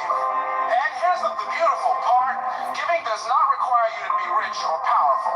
It requires you to be willing. Even the smallest act, if done sincerely, can become a cornerstone of your legacy. A coin given in secret, a moment spent listening to someone who feels invisible, a smile to a stranger. These may seem small, but they are the kind of moments people carry with them for a lifetime. Every day you are writing your legacy. Every decision to give instead of keep, to serve instead of ignore, to uplift instead of judge, all of it is shaping the story people will tell about you when you are gone. And more importantly, it's shaping the story that will be presented to Allah on the day of judgment. One day the world will move on without you. The only thing that will keep speaking on your behalf will be the good you left behind. That's why the wisest people focus less on building monuments for themselves and more on building lives for others. A monument can crumble. A life touched by kindness will never fade. So think today what will outlive you, who will pray for you when you are gone, whose life will be better because you were in it. Start giving in ways that will echo for generations. Start planting seeds that will bloom long after you have returned to your Creator. Because in the end, your true legacy is not in what you had, it's in what you gave. And when you stand before Allah, those gifts will be the treasures that matter most. Giving makes life beautiful. A life without giving is like a world without color, dull, empty, and lifeless. It may be full of possessions, but it will always feel hollow. But when you live to give, every day becomes a fresh canvas, and every act of kindness becomes a brushstroke that adds depth, warmth, and beauty to the picture of your life. Giving is what turns ordinary days into extraordinary ones. It transforms a simple morning into a blessing for someone in need. It turns an encounter with a stranger into a moment they never forget. It makes your life more than just a sequence of days. It makes it a meaningful story. Allah, in His infinite wisdom, designed giving not only to help others, but to enrich the giver. Every time.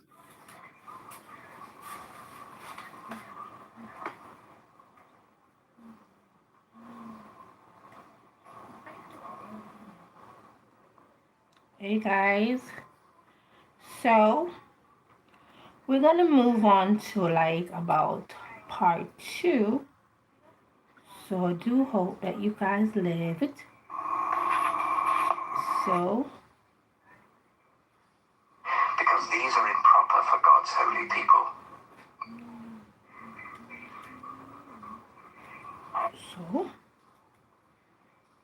we gotta move on to the next part. Ooh, hey.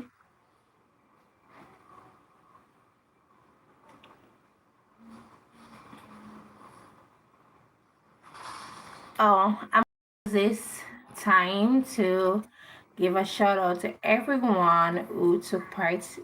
He actually took part this morning.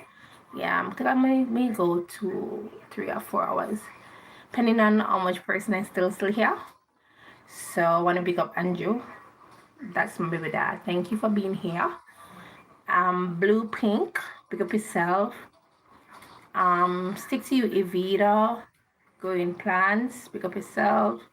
Firm and Strong. Anxiety, Amy Jones, pick up yourself, girl. And Evita, keep it cool. JBQ, pick up yourself. Pick up yourself, my sons. Pick up yourself. Kwame, big up yourself. Johnny, big up yourself. Yeah. So you guys, anyone you don't hear, I tell you to follow because they don't have a YouTube channel, including that they don't do content. Everybody will look a YouTube channel, but they don't do content. So my sons do content. That is Sean Lindo Capital, Sean Lindo. To follow him, please and thank you. And I have CSM underscore Johnny. You can follow him as well. Yeah, so you have Andrew Senor TV 6696. He always be here, but check up on him, see if he's okay. You can follow him as well. You can follow Mama Buzz with 2 kids. Yeah. So big up for yourself. This channel want to follow you too on your platform. You can follow my little son at Deshaun Love 2017. You can follow him as well. And you have Shanika Banabi. You can follow her as well. So guys, big up on yourself. Let us see if I can find something else positive that you guys can listen to. Yeah.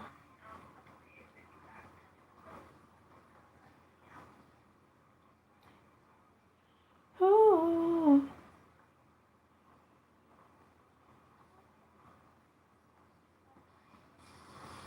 Watch out for the vampire, see to see up in the dark.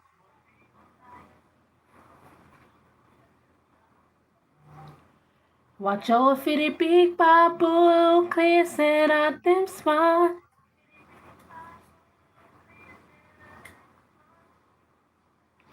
The cat on the youth, so I'ma show me you step hard, the earth around red. Oh, hey.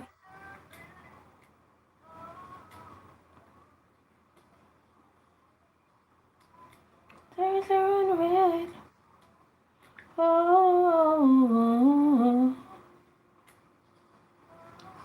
mm-hmm. Oh,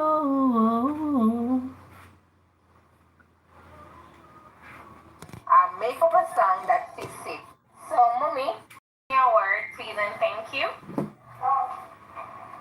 Love, never knew what I was missing, but the news we saw kissing, I found out about you. Give me a next word. No woman, no cry. No woman, no cry. I remember when we used to sing. Oh, I can remember it again. In a tenement yard in Trenchtown. Over observing the hypocrite as they mingle with the good people with me. Bear in mind, guys, I don't know if that's the correct word, because let me tell you, I am known for not knowing the lyrics of songs, but I love singing. Trust me, I live and breathe singing. Apart from God, trust me, I live and breathe singing. Which other word would be?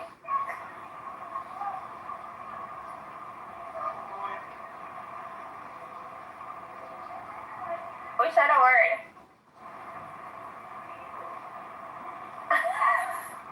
Happy people. Yeah. Yeah, I'm the other one movie. Remember guys, don't just come in. Please remember to please like all the videos, like another person. Hey Hector, how you doing? Hey Mr. Dalton, hi. Drop the beats? Yeah, I'm dropping the beats. So, you want me to sing a song with the word beats? Let me know. Yeah, you guys can tune in as well, you know. Come on, guys, liking the video, liking. Yeah, man, liking up. Yeah, man, I'm on road to 1K subscriber. Come on, tell a friend. Yeah, I need 32 more people to reach 500. Come on, guys. Come on.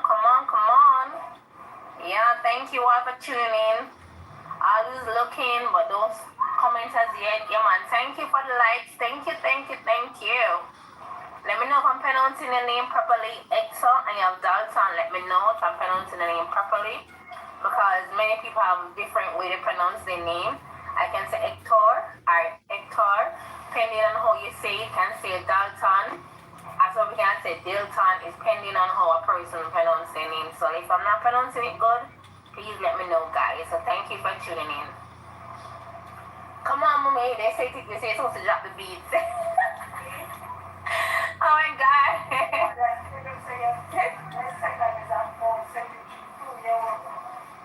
My second, she says she's 73, so she can't drop the beat. I remember when I was younger, I think it's something like Busta Rhymes, we like go like this. Busta Bus. Yeah, I don't remember those lyrics. I something like, It's Leo, this is serious. You can make me delirious. Because when August is too, August is so dangerous, it's so dangerous. I flip my squad, it's dangerous. Yeah, I don't remember. Come on, mommy. You say one more. You said some more words. Come on. Mommy, remember, I don't know words of song. I'm going to cheat, so I want you to give me words. I think I know the words of it. Just kidding. No cheating around here. Just give me any words. I'll make up song if I don't know. Come on, we're waiting, mommy. Oh, Superwoman? Alright. Superwoman. Yes, I am. 'Cause I am a superwoman. Wait, you want me to sing Superman?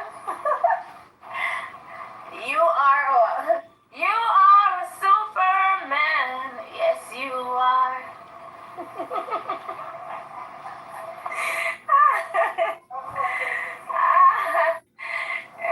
No, J. Morrison was always the same. Says Superman. Come, J. Morrison, give me a word. Come, give me a word. Give me a word. You don't know the word, J. Morrison? Tell me. Alright, Jesus, alright. Jesus loves me. Oh, yes, he does. Jesus loves me. Oh, yes, he does. For the Bible tells me so.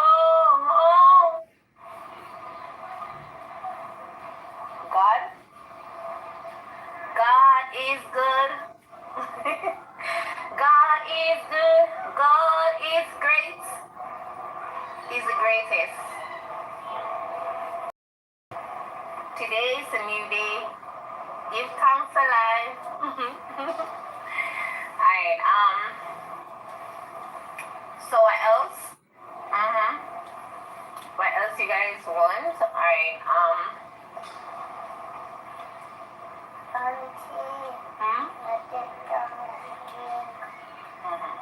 Grandma here. Yeah.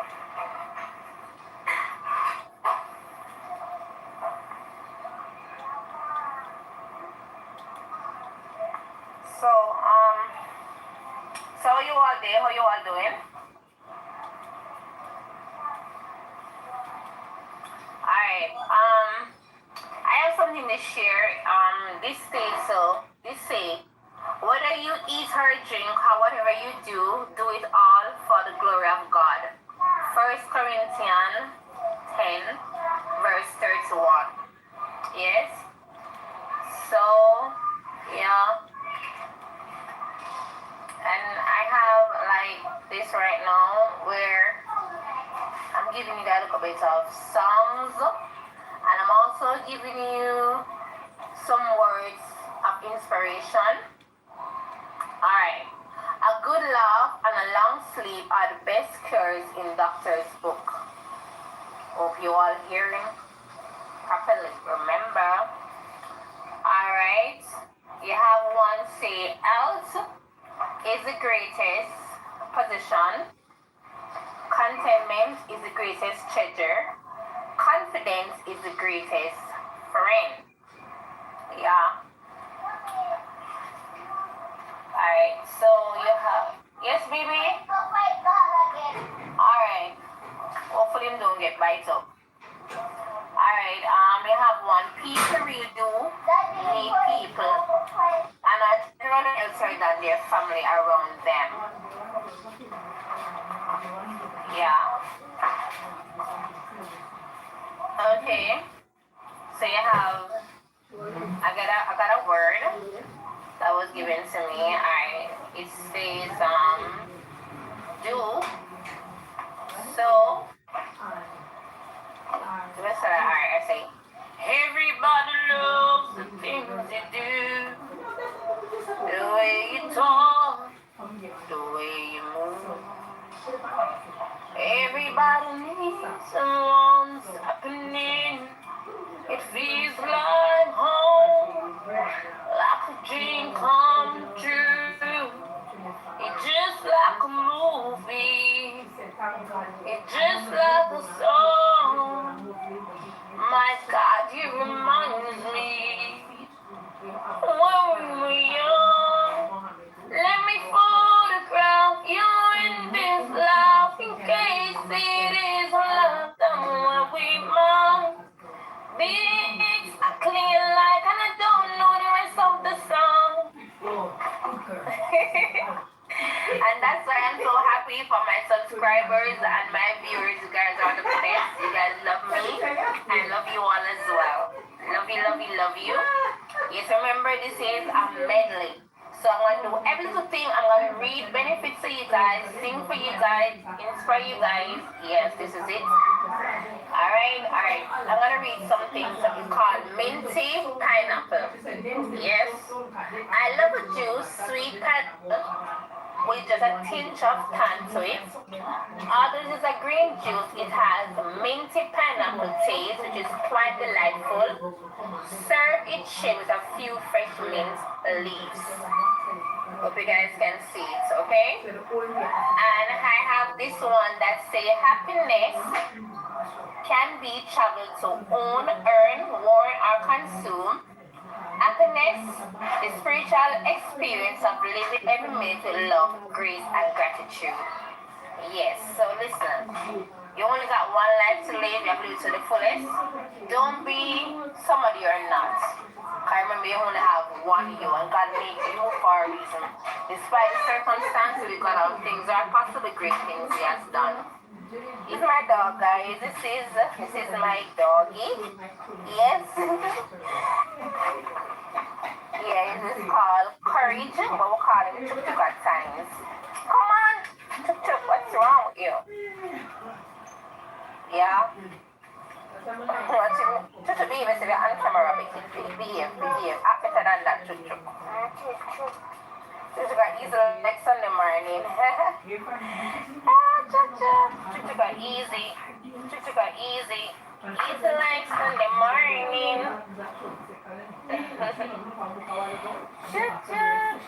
Yeah. You're relaxing. No man Tuk Tuk, you look say.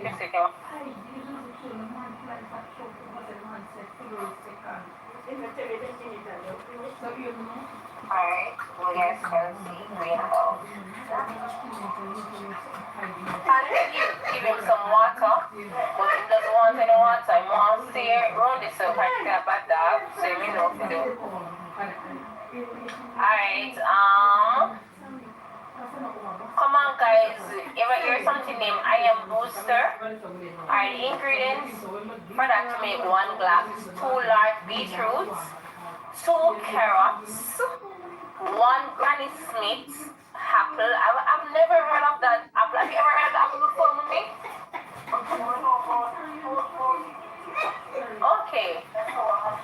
Okay, well, I don't know, basically it's for an apple, but okay, so they say 1 cup of spinach, depending on how you guys pronounce it.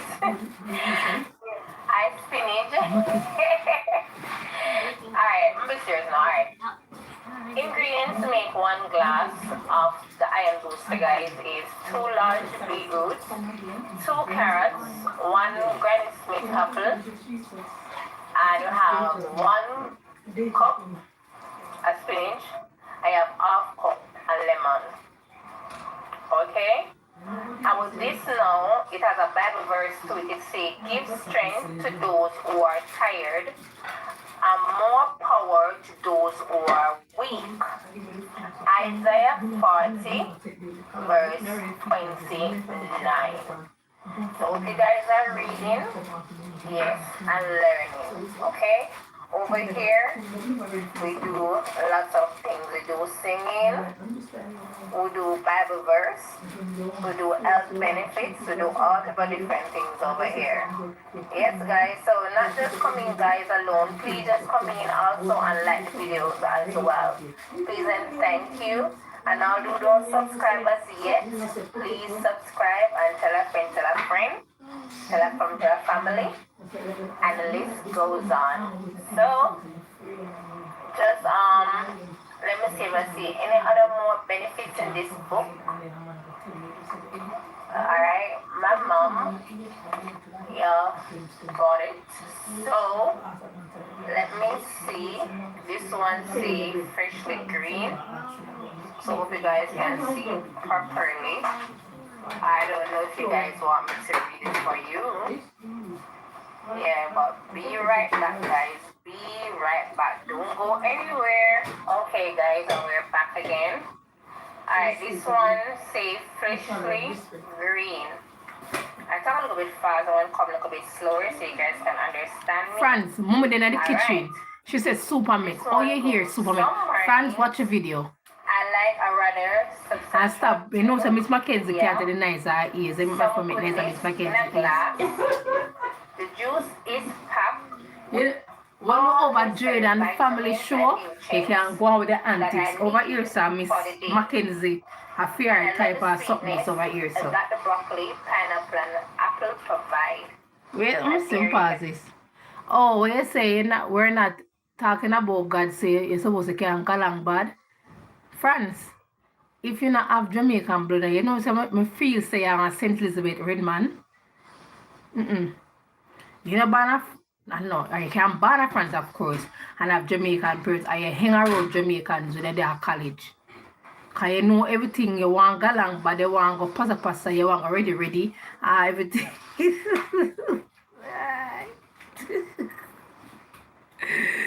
No, sir. God help me. We can't manage. You boom in the kitchen, go Friday.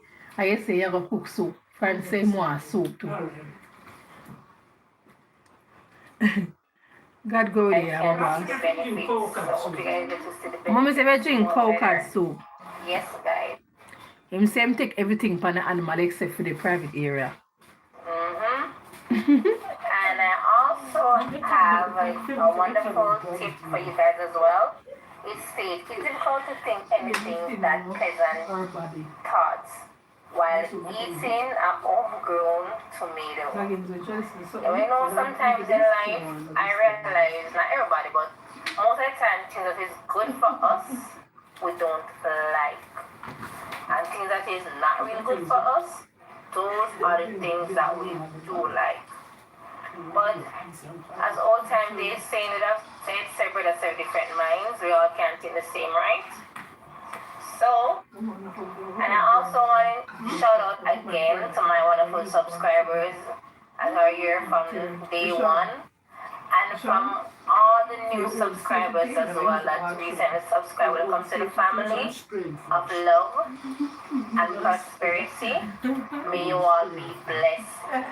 Each and every one of you all. All who don't subscribe to me as yet, but watching, blessings be to you as well. All who just liking, still blessings to you, because everybody made the channel grow. And each one teach one. So come on guys, like all the videos please, and thank you. Don't just come and don't like. Come on guys. That's where the channel grow. Okay? Yes, trying to, you know, keep this video a little bit longer. Yeah. So just a little bit longer, baby. And I love keep going stronger. Yeah. So. Yeah. So if you guys don't mind, I'm home, so you guys gonna hear time and time. You're gonna hear things in the background, cause you know when somebody's cooking, you're gonna hear a pot. Okay, you can cook with the pots, right? Yeah. So you're gonna hear, and I'm not really, it's not really me alone in here. So you're gonna hear other members of the family as well. When we're doing Some the gonna soup, play their we games, later some gonna on talk. on the next channel we do it, okay? Once Yeah. they can talk, they're gonna talk. So just just want to be, myself. I don't want to I tell about say no edit out this or nothing like that. I'm live and that's why you guys should just know that. Yeah. When you be who you are, it is easier than when you pretend to not be who you are. Because I don't care what the true you will come out. Alright, per se, you're a person that don't really curse, right, in public, right? And then happens to pretend like, I'm this person that don't curse, and then guess what? Happens that someone piss you off, you're gonna curse that person, and the person, oh no, that person can't curse, but guess what? When you pretend to not be yourself, that's when it's gonna be hard, it's really gonna hard to not be yourself. Sorry, I'll be myself, because being myself is being great. I just love being myself. Yeah. So, I want my wonderful subscribers and viewers and likers and commenters to know that I am very down to earth. Yeah. Very. What you see is what you get. Yeah, so that's just me. Yeah. So, I also got a next word, and the word say work it out. So the song goes like this: God will work it out. One thing I know, yeah, that God will work it out no matter what you're going through. Yeah. So just know that God will work it out for you. Because sometimes you feel like you're down at the bottom and you just feel like you can't get up. But I always believe so once you get down or land on the back, you can get up. Yes. And there is no word in this world name you can't. Yes. The same word in the can, you take off the T, what you get can. So you can do anything you put your mind to. Yeah man, come on guys, see you guys coming in. Yes guys, like all the videos. Thank you very much. Thanks very much, thanks. And you have one, I got a next word. Which one now? Oh, it's you have so much songs with Storm. You have an R. Kelly song with Storm. You have a Naira Marine and one. I can't remember the R. Kelly one. I can't remember the oh yeah, I can do I can do two of them. The song say, the storm is over now. I can see the sunshine, summer beyond the cloud. I can see heaven is over me. Come on and set me free. You have definitely. I'm gonna leave you guys with a tip again. Alright. This one is a list and the tip. So remember, whatever I'm teaching you guys, I can teach someone else as well. Because remember, each one teach one. Okay? Alright. So you guys have this one say, while many foods lose nutrients during cooking, most of the compounds in the celery hold up well during cooking. And you have a next one that says this. This is a little quote. It says, sorry, there is no magic bullet. You gotta eat healthy and live healthy to be healthy and look healthy. End of story. Yes, guys, so listen to me, guys. If you want to live long and feel healthy, you just gotta do things that you know, because guess what? I can sit all night and you guys all the things that is beneficial to you or beneficial to you. And if you guys don't want to follow what I have to say or what other people may tell you, you guys don't do it.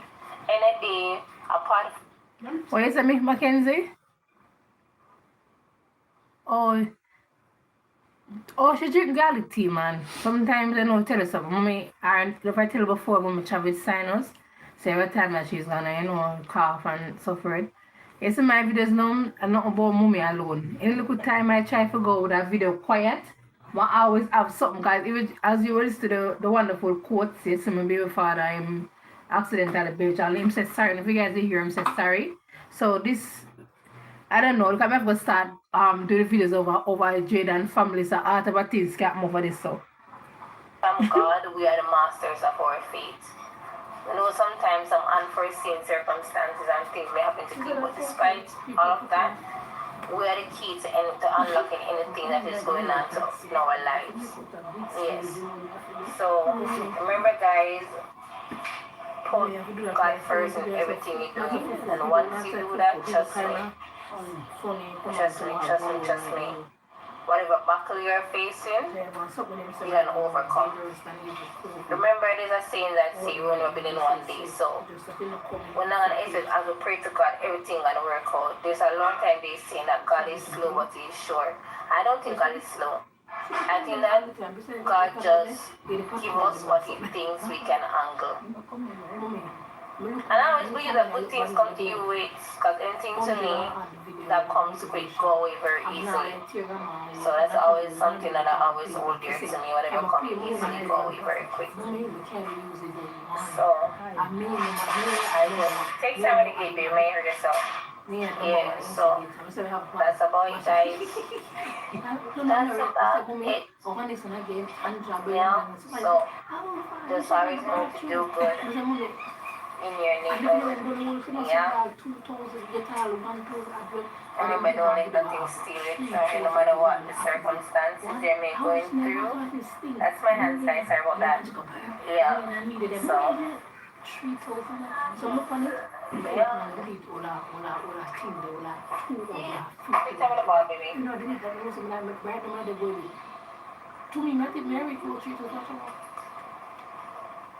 Okay, video my video. You have a video right now. Frequently, kind of change that. I'm not sure what it means. So,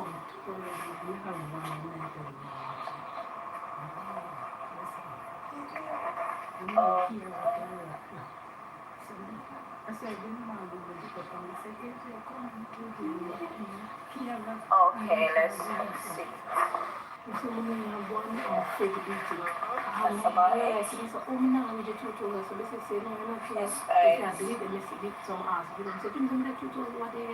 I'm friends with over the 1 to 6 right for it. I'm saying, didn't I do the same if I do it, what's wrong with them? Don't you know, to review what's wrong with you, once a day, we will do what's wrong. Decrease. No, but when you can't, from the time that it's actually ago, the people that we can't see come back from the money chat or money chat. We can't see come from the you want me to write my favorite delete it and delete it all my colors for you. If you're playing with the game, then you can never post that going after the public. Very much better. I don't wanna have to go where you don't follow. I'm holding back again. Fashion is not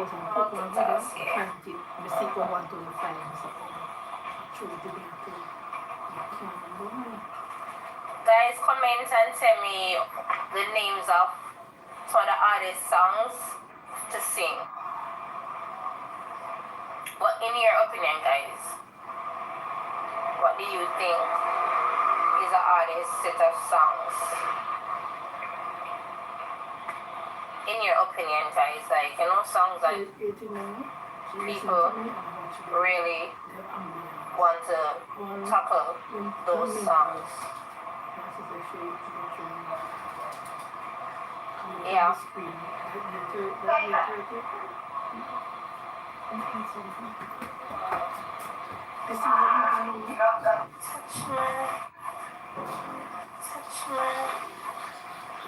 Yes, as I was saying, guys, you can comment on the songs that you think are the hardest songs to sing.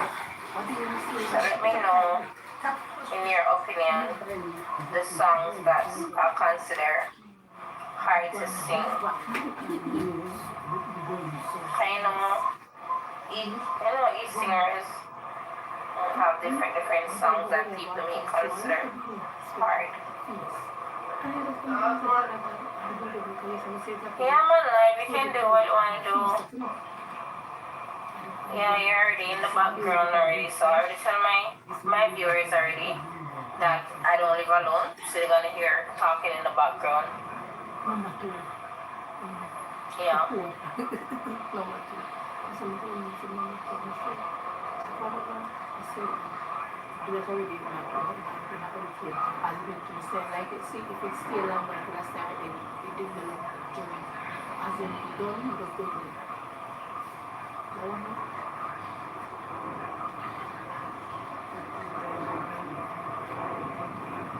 So, hey guys.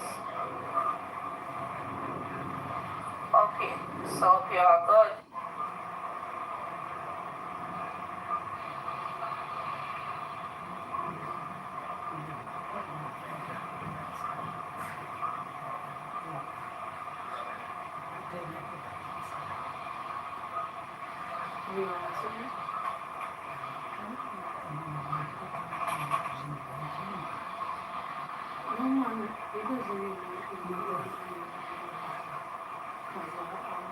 Oh, okay.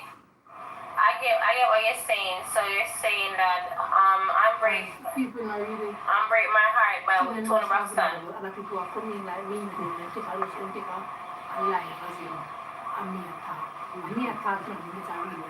It's to me, Tony Braxton song done my career.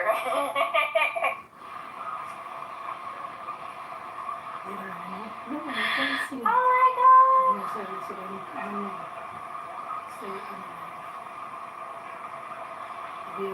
I listen on.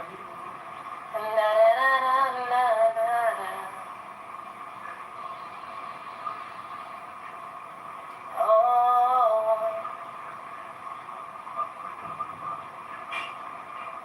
don't leave me in no pain. I pain. I don't leave me in no pain.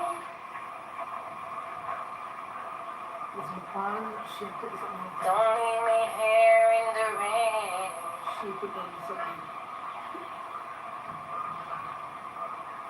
Bring back the nights when I held you beside me.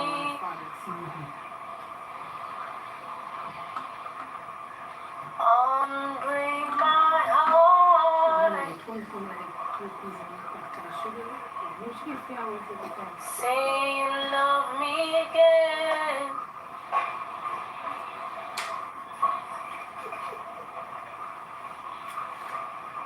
Undo this hurt. Never mind, I said the words. Oh, I want you all caught a don't walk out of my life.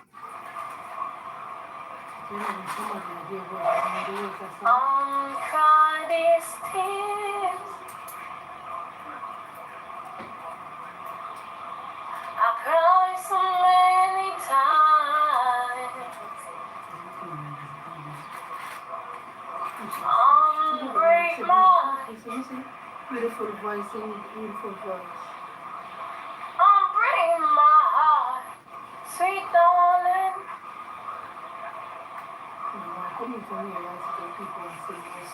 Yeah. Which other song?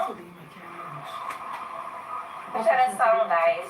Let me know. Which other song you guys think is considered hard to sing? I'm back, guys. So you guys can comment again and tell me, in your own opinion, which other song that is considered hard to sing.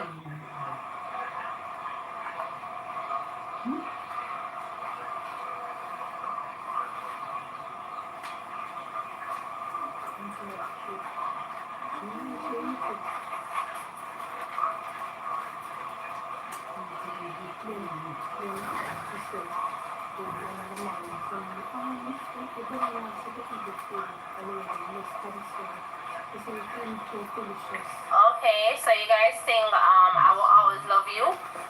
Alright, listen to me. You have two versions of that song, you know. You have the Dolly Parton. You have Dolly Parton and you have that's the original container.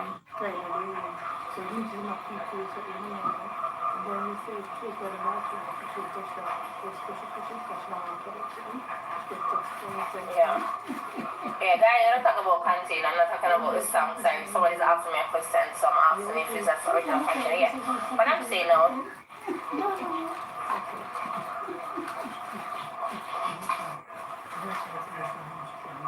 This got you have Dolly Parton, she's the original creator of the song.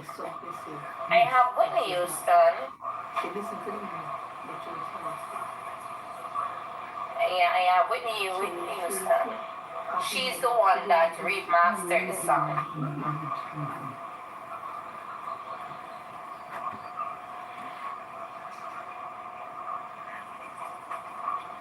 So Dolly Parton one is like, it's a little bit slower, she say, I'll always love you.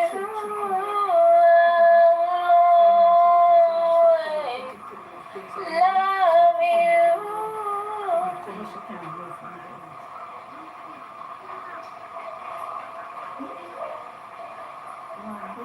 So if you're gonna do like, not say want to be like Whitney Houston, I'm like to be like yourself, but if you're gonna do like the Whitney Houston version,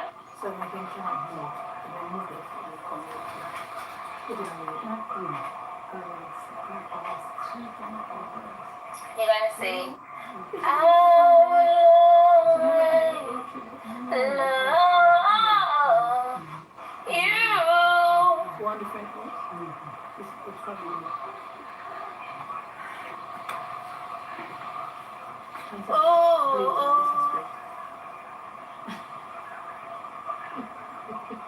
Oh my darling, you bittersweet memories.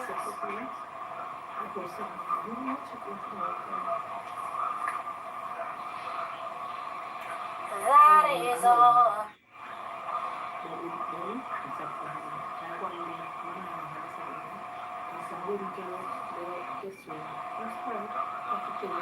I'm taking.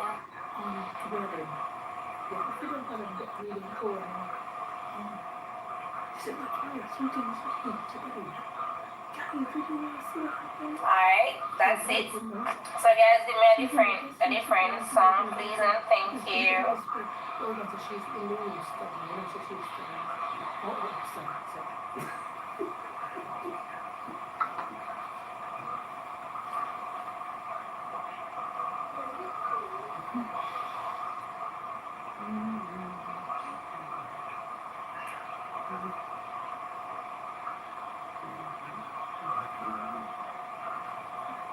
Oh God.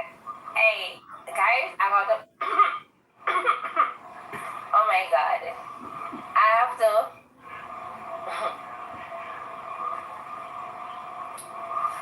You guys are the best.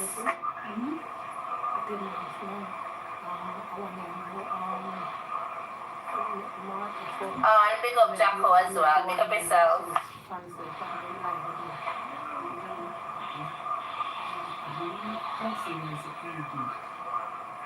Yeah, alright. I want to say it says broken down and tired. Alright. Okay, 1, 2, 3. 1, 2, 3, 4, 5.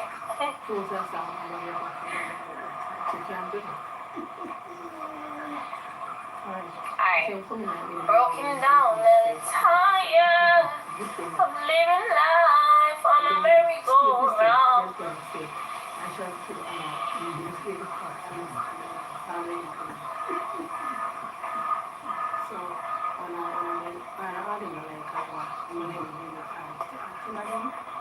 I can see you can walk it out.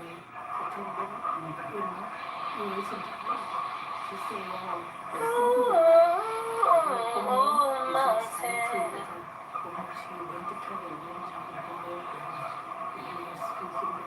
And I'm rise up.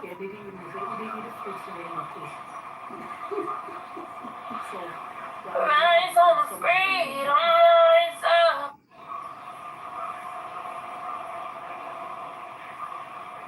In spite of the eight eyes up, I endured 1,000 times before.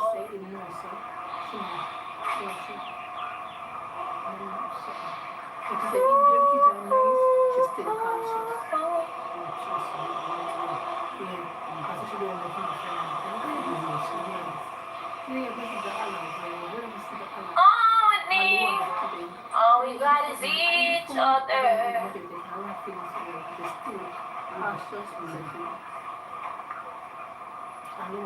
Yeah. You guys have any other ones? Let me know, please and thank you.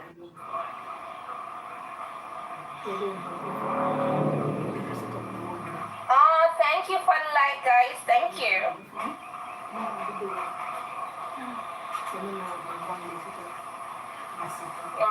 Thank you very much. And all who's watching, thank you. I really appreciate it. You know, each one makes one, so just want to say thank you very much.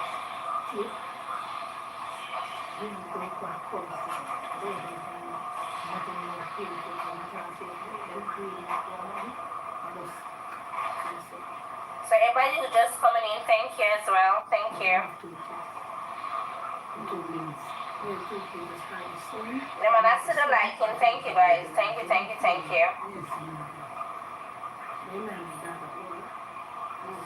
So you can write in the comment section which song you want me to sing.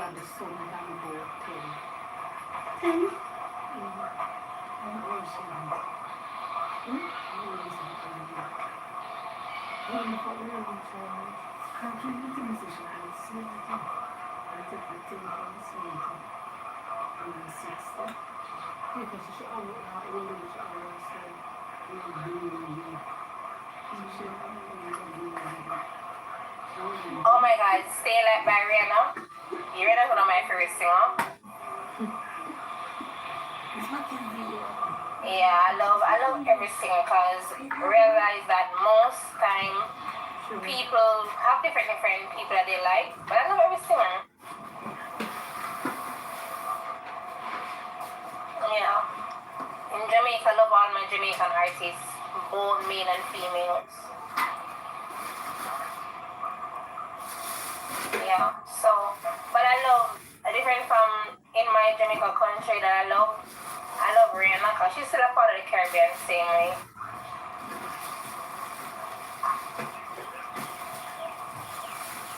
So, alright, I'm going to clear my voice box for this one.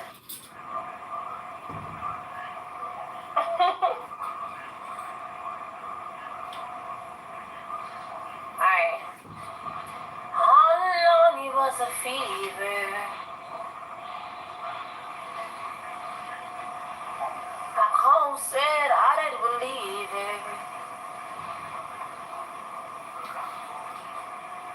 I put my hands in the air and say, show me something.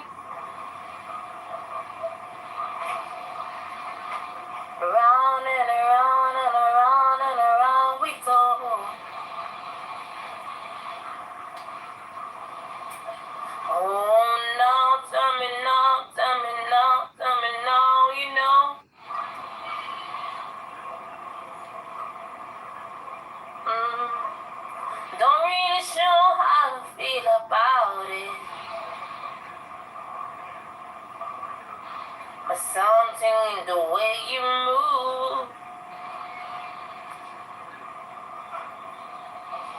Makes me wanna feel like I wanna think about it.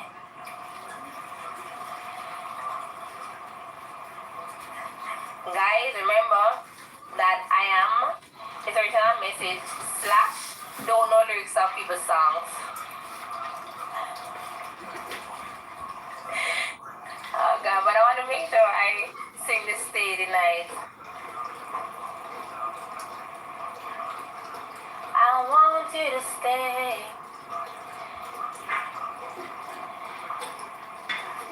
Come on, guys. A different other people coming in here. Thank you. Alright. So, remember, guys, you can put in my Jamaican singers as well, okay?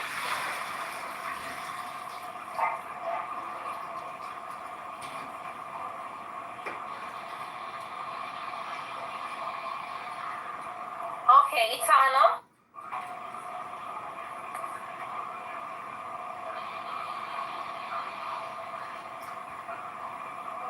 Alright, oh my God, which Itana song I'm gonna sing now?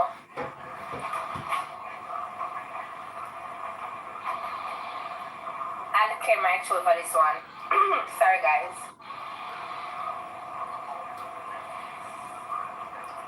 Alright. Every day I rise on a prayer.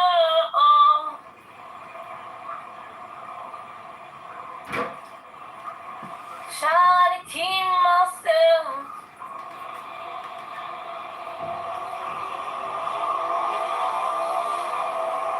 Gonna be free like a bird in the sky. Gotta be free, gonna free my mind.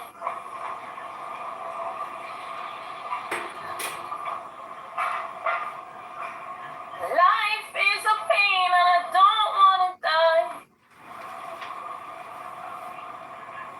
But it's burden in the face, it's hard sometimes. But who tell everyone, I want you guys, as I've listened to this, I remember there's a girl, her name is Asumba. She was the one on this live that I did, was giving me the words of the songs. I remember her. Nigeria, I don't know if it has risen, but yesterday I saw that 162 of Nigerians being unalive. Want us to take our time out to pray for them. Mother to Eternal Father, I'm begging you, please help them, send help for them in Jesus' mighty name. They need the help.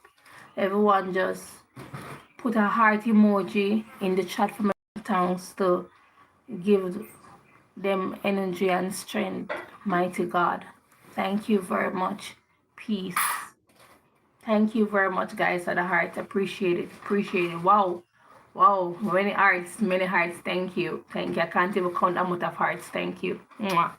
Thank you very much. So as I'm listening to this, I just remember her, because if you notice, I'm stopping most of the time in the songs because she was giving me the words of it, and it's like it wasn't the right words, but at least she was there for me. I have to remember her in my prayers. Thank you, guys. Appreciate the love. Thanks for everybody. Thank you, everybody. If I struggle everywhere,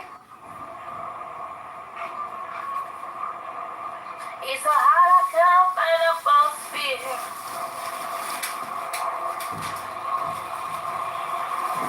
Yeah.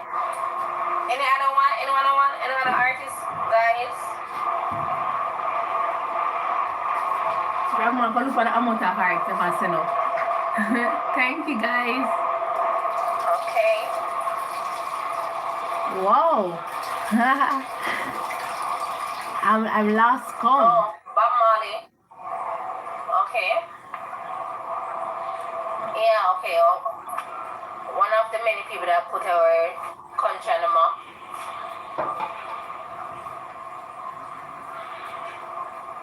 Alright, put on one of my favorite songs of his is Redemption song. Alright. Hold fire in the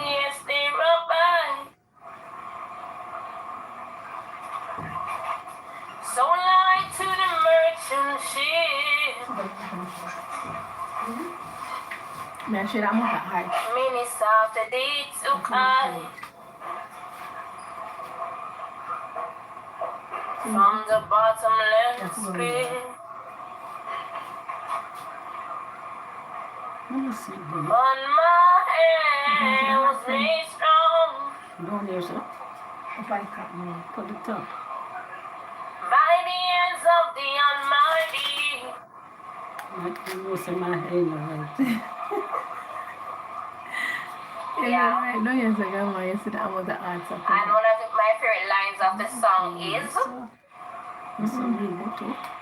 No, no, but we just can't see the emancipate yourself from Right on mental there. slavery. None but ourselves can free our mind. Yeah? Mm-hmm. Later I'm gonna do it for you. Put it back on it. Put it back. Have no fear for atomic energy. None of them can stop the time.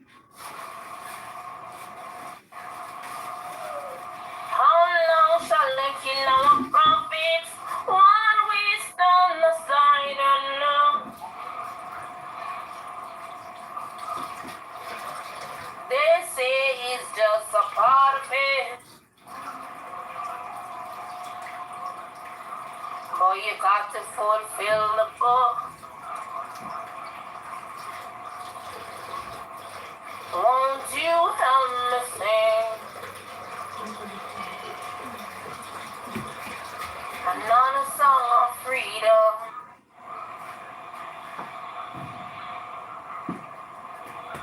It's all I ever had. Redemption song.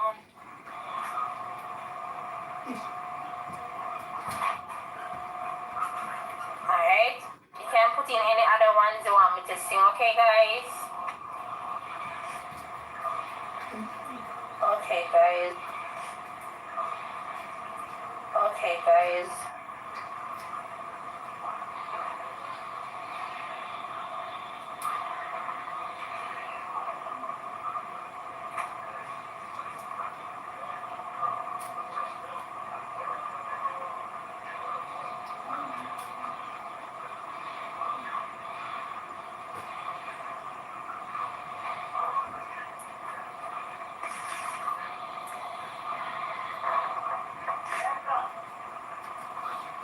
Yes, mommy?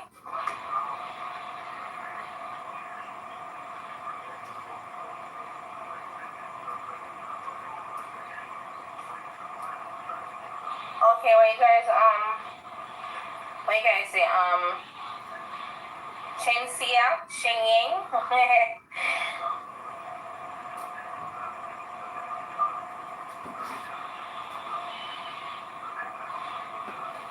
Oh my god, you have so much Chen Xia song and I love.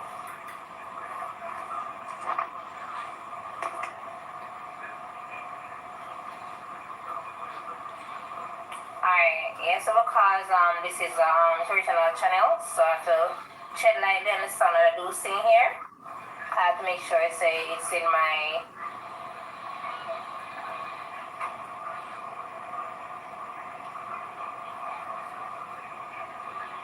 in my right forms in terms of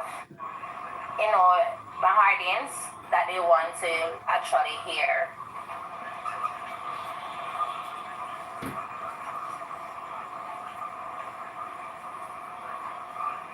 So you can tell me which Chen Xia song you want me to sing.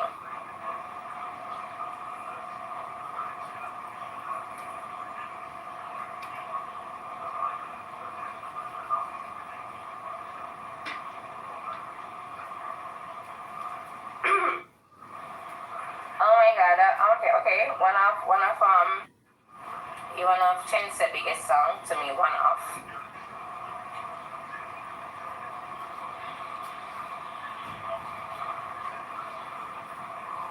Yeah, alright. Baby, when the bright lights start to fade, fire up your lighter.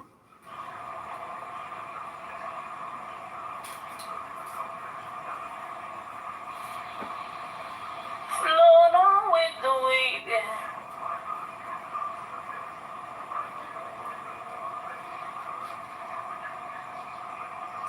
Miss Mackenzie, at your stage, boy, you want you love lighter?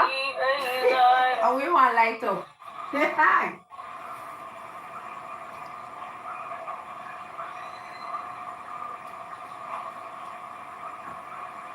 Okay.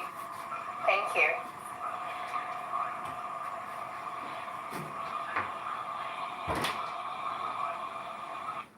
Sing Miriam Makeba.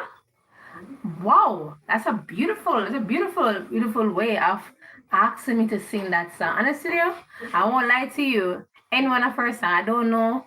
I don't know none of her song, but I do know of her though. I do know of her. I will learn it one day and I will definitely sing it for you, Miss Mackenzie. You know legends. Yeah. Okay, my girl? You're welcome.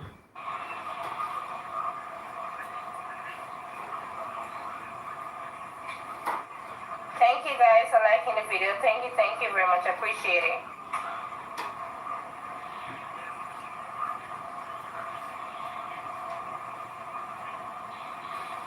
I really love that. Friends, you want your mini small lollipop? Go buy one lollipop, friends. My boy lollipop, you let my heart go giddy up. I love you, I love you, I love you so. I really wanna know my boy lollipop. You let my heart go giddy up. You're my one desire. You set my heart on fire. Oh, my boy lollipop. Mommy, friends say, at your age, where you want lollipop, you must go sit down. Yeah, Miss Mackenzie say, I must continue to sing in the background. It sounds really good. We'll start again. Miss Mackenzie, so you make me day I broke you out. A very nice girl. Wow, I broke you out. Sing it again. Music to your ears. Alright, no problem. Alright, I'm going to change the scenery, guys, for that 1 year. So we can get some like different. Them nature or more something like a city light. Alright, so we can change the environment. Yeah, for this one, lollipop. Yeah, so we into the lights now. Ready? Set, go. And then not gonna do oh, my boy lollipop. You let my heart go giddy up. It's in my heart on fire. Ooh. You're my one desire. My boy lollipop. I love you, I love you, I love you so. I really wanna know my boy lollipop. You let my heart go giddy up. You're my one desire. My boy lollipop. I knew it. I knew so once France started this, I'm gonna have people sending me songs to sing. I knew it. Since the Grammy, there's a guy named Kezambi. But big up Kezambi and his win. Big him up on his win. And this good, that's true. I don't talk since the Grammy. It's sad. Really sad that since the Grammy we knew of Kezambi. I won't lie to you guys. Oh my god, no, it's Kezambi. No, I didn't. Far as I'm hearing him, I wouldn't lie to you. And I do believe everybody deserves the flowers. Great album from Vice Cardi, great album from Lila Ike. I think there was somebody else that nominated as well. Blessings to that person. I'm willing to find out as well to give that person blessings. Kezambi, big up on your win. I need to learn a song of his and I can sing. I don't know any song of his. But I listen to him and he worth listening. So go over there, subscribe to him, listen to streaming songs. You understand? Yeah. Everybody's songs over there, Lila, everybody, Vibes Cartel, the other nominees. And bit of fact, if you can't scream about the song in this world, you could stream it. Because everybody deserves a listening ears. So, again, big up to my father Tilly Bing. You know, I'm not leave him out on all platforms. Big up Ken Bullstein on all platforms as well. Big him up as well, you know. Those are my G's. my dad, and Father Kent. So, yeah. Ooh, so let me see the song selection. Okay, Selena, Billy Bam Bam. A Billy Bam Bam, hey, yeah. Bring the starters, a Billy Bam Bam. A Billy Bam Bam, hey, yeah. I like Selena as well. Let me see one next one.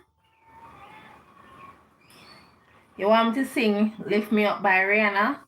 Lift me up, hold me down, keep me safe and whatever, warm.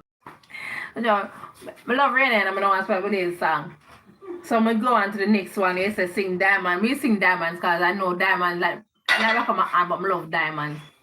Shine bright and beautiful, see, I just will be happy. You and I, well, are diamonds in the sky. And a shooting star I see, vision of ecstasy. When you hold me, I'm alive. Well, are diamonds in the skies. I knew one we would come one right away. Oh, right away. Shine bright like a diamond. Shine bright like a diamond. Oh.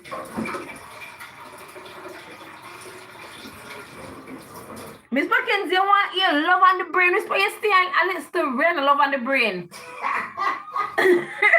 It must be love on the brain. You got me feeling this way. You love me so good and I can't get enough. It must be love on the brain. What? You want me to sing the next part? Which the brain part? Oh, you like that tone there. It must be love on the brain. You got me feeling this way. You love me so good and I can't get enough. It must be love on the brain. Oh, you love my head voice. Thank you. All thanks to Father Kent. Yeah, you teach me that. Yeah. Oh, I have strong. Yes, I know my voice is strong. I know. Thank you. I heard a lot. Yeah, I know. That means I would do well with singing Beyonce songs because she's the up-tempo. I would do, that's Mummy love a song, you know, hello. Hello, hello, hello, hello, hello, hello. When I learned the word of that song, I'm realizing it's true, I can't sing it good. I think I would do it. Remember the song the other day you guys gave us quiz that we didn't know that it was Beyonce. We do our homework now. 1 + 1. Sing that one. 1 + 1 = 2. Hey, and you and me. How to do much about algebra, but I know 1 + 1 = 2. Hey. You catch us on that one. That is true, yeah. You know, yeah, man. I care how much I know our heart is. There's always this one song they're singing you don't know. Yeah. Down to the great France that know everything, they know that one. I catch him on that day, yeah. It's France. You don't catch that one. You never know that one. You say no majority of Beyonce songs. I know. There's just one song. If I got locked away and I do it all today, tell me now, would you still love me the same? If I show all my flaws. Alright, I'm see this one way. 50 France, go and sit down. Today Saturday. I'm not gonna sing Candy Shop. Not gonna sing Candy Shop. Find a different song. Not singing no Candy Shop. You realize you don't have what I'm on? Which Candy Shop? Find different songs. France. Miss Mackenzie, I love. You know, candy shop.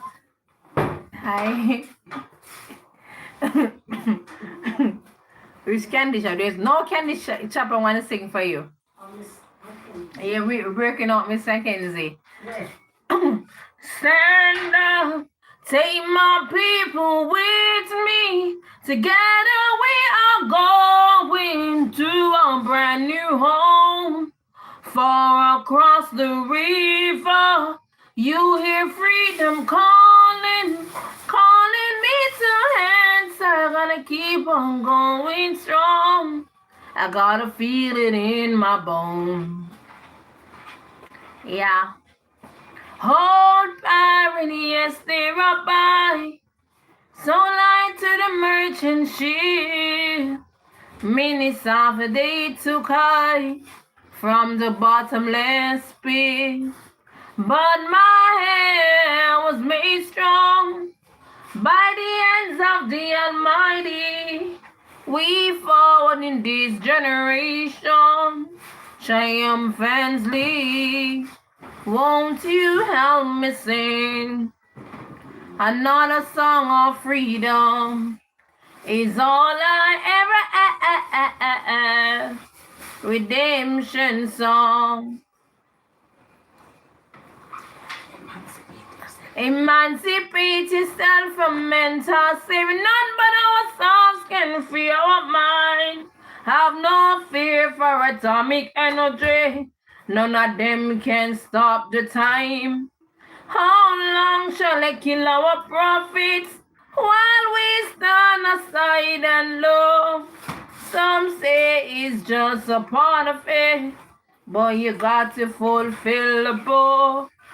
Won't you help me sing another song of freedom? It's all I ever redemption song. Let me switch other one. I will check my son's phone so I can see the other songs. No, ma, it's not. Remember, you know, it's like sometimes they put on some songs so you to sing. Oh, wrong address. Oh, it's on. Okay. Gonna get a job today, and this is where you really resign. Please step outside. She asked them why, and they reply, we don't want no trouble. We don't want no trouble, no day. 'Cause lady, where you came from, people die there every day. No way you should. Gotta give in to the factors of life. Just stay focused and keep your goals inside. Inside. We don't want no trouble. We don't want no trouble, no way. 'Cause lady, where you came from, people die there every day. No man, Mama act like say Tina don't know a song, so Miss Mackenzie say we must sing. She didn't know she was loving a Rasta man. Hey!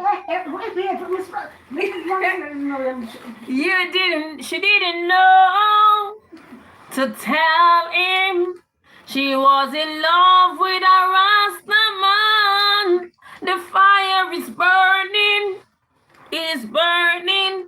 Miss Mackenzie never know she was in love with a Rasta man. Her fire was burning.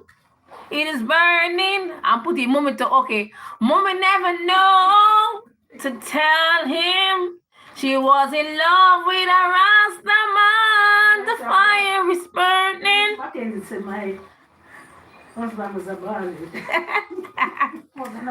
Oh, put in ballad. Okay. She never know to tell him she was in love with a ballad man.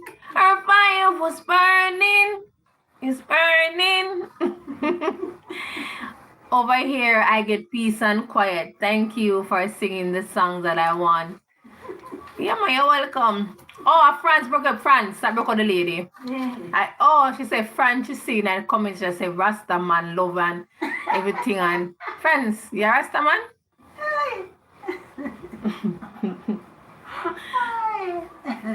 Means a rust of the heart. Man, that's true. You see a song go like that in a moment. A song go like this. You don't have to dread for be Rasta.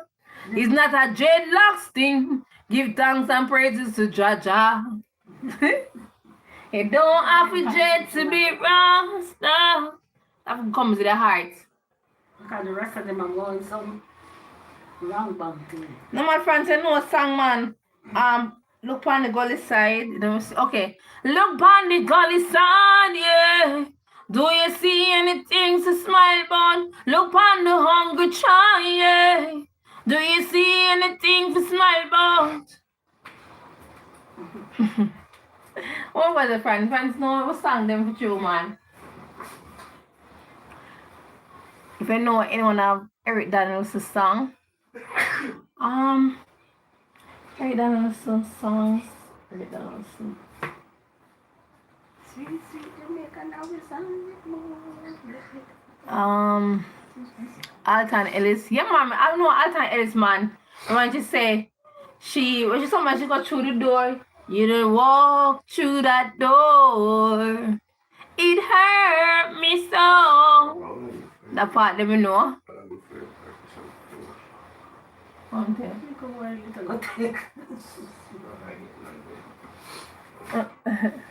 How AJ one? Alton Ellis are a good guy. No man, Alton Ellis man. Yeah, me say when you walk through that door, and Alton Ellis sing. Now Mackenzie, who tell about night nurse? Night nurse, you alone can quench his thirst. His other one, France. France. Yeah, man, true. Night nurse, you alone can quench this thirst. Stop because the wonderful lady about night nurse. Where lady know about night nurse? When we talk about night nurse, but one where they come here sick and the nurse come home and she help you like if you're sick. The one type of nurse there, most of the type of nurse there. Oh God. Oh Jesus. Jesus really take the wheel. You got some baby? I'm sure that Fancy and the Essential Church, please. AJ, I can't promise you that. I am weak as weak. Mama is weak as weak too. What should The Essential Church. you see what? The Essential Church. If you watch it, if you watch it. Essential, what mean with the essential church? Looking at the water there, that pond outside, you see it in there. You see it in there, the sky rinse out and put back in there. Kind of wash already. Sorry guys. Sorry. Like how the phone drop, then the best way to sing is Sorry by Tracy Chapman. Why friends, one thing they do, you always know to put a little laughter in everybody. Sorry.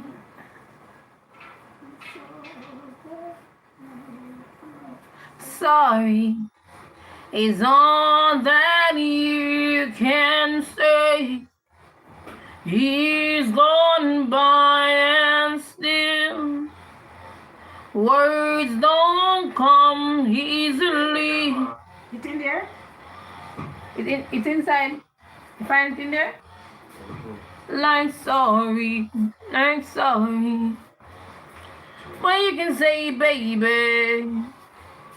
Baby, can I hold you tonight? Maybe if I told you the right words, at the right time, you'd be mine. I love you is all that you can say. Years gone by and still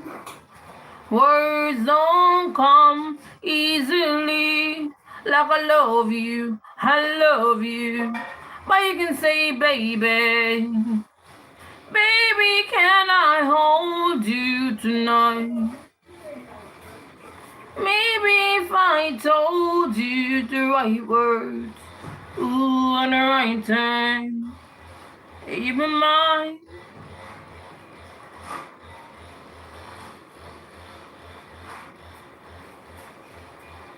Ajay, no, this call me. You want to tell this? Why? I mean, because you know what I'm trying to pick right up to you. Yeah, because it's a lot of where's about?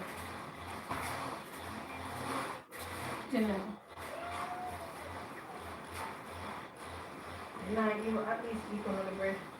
Bread that don't count. I don't know why. Nobody can tell I eat that kind of. No, mix it. Eat it. Take those Honestly, okay, but I don't count too much. You can buy bread and something, so I'm just going to eat it. Worse to take from the week when you take somebody else. And this one, so we can stay more something. If you buy something that butter bread today, tin of the day can use one of them. Yeah, so you can use it for the stiff now. Some of the like sound. You saw in the videos them sound so I fear delete them. They sound really bad sometimes.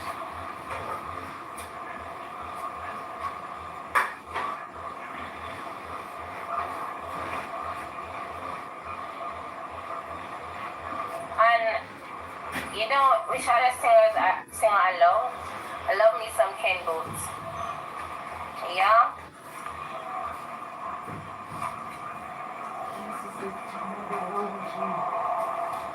Yeah. Very, very, very nice man. Very, very nice man. Trust me.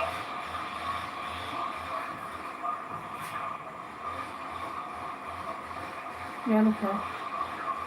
I love my dad as well. He's still living. Yeah.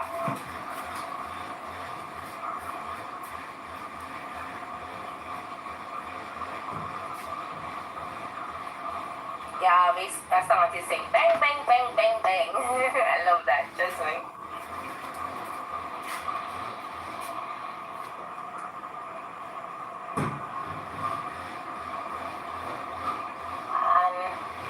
Ken Booth, our song is the down title, Accidental Darling. I love that one.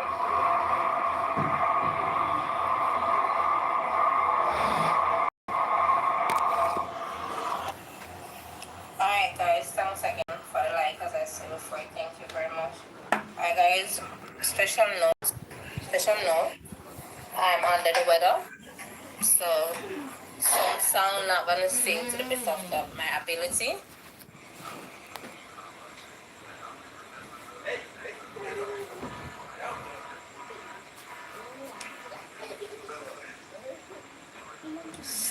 So bear in mind, please, and thank you.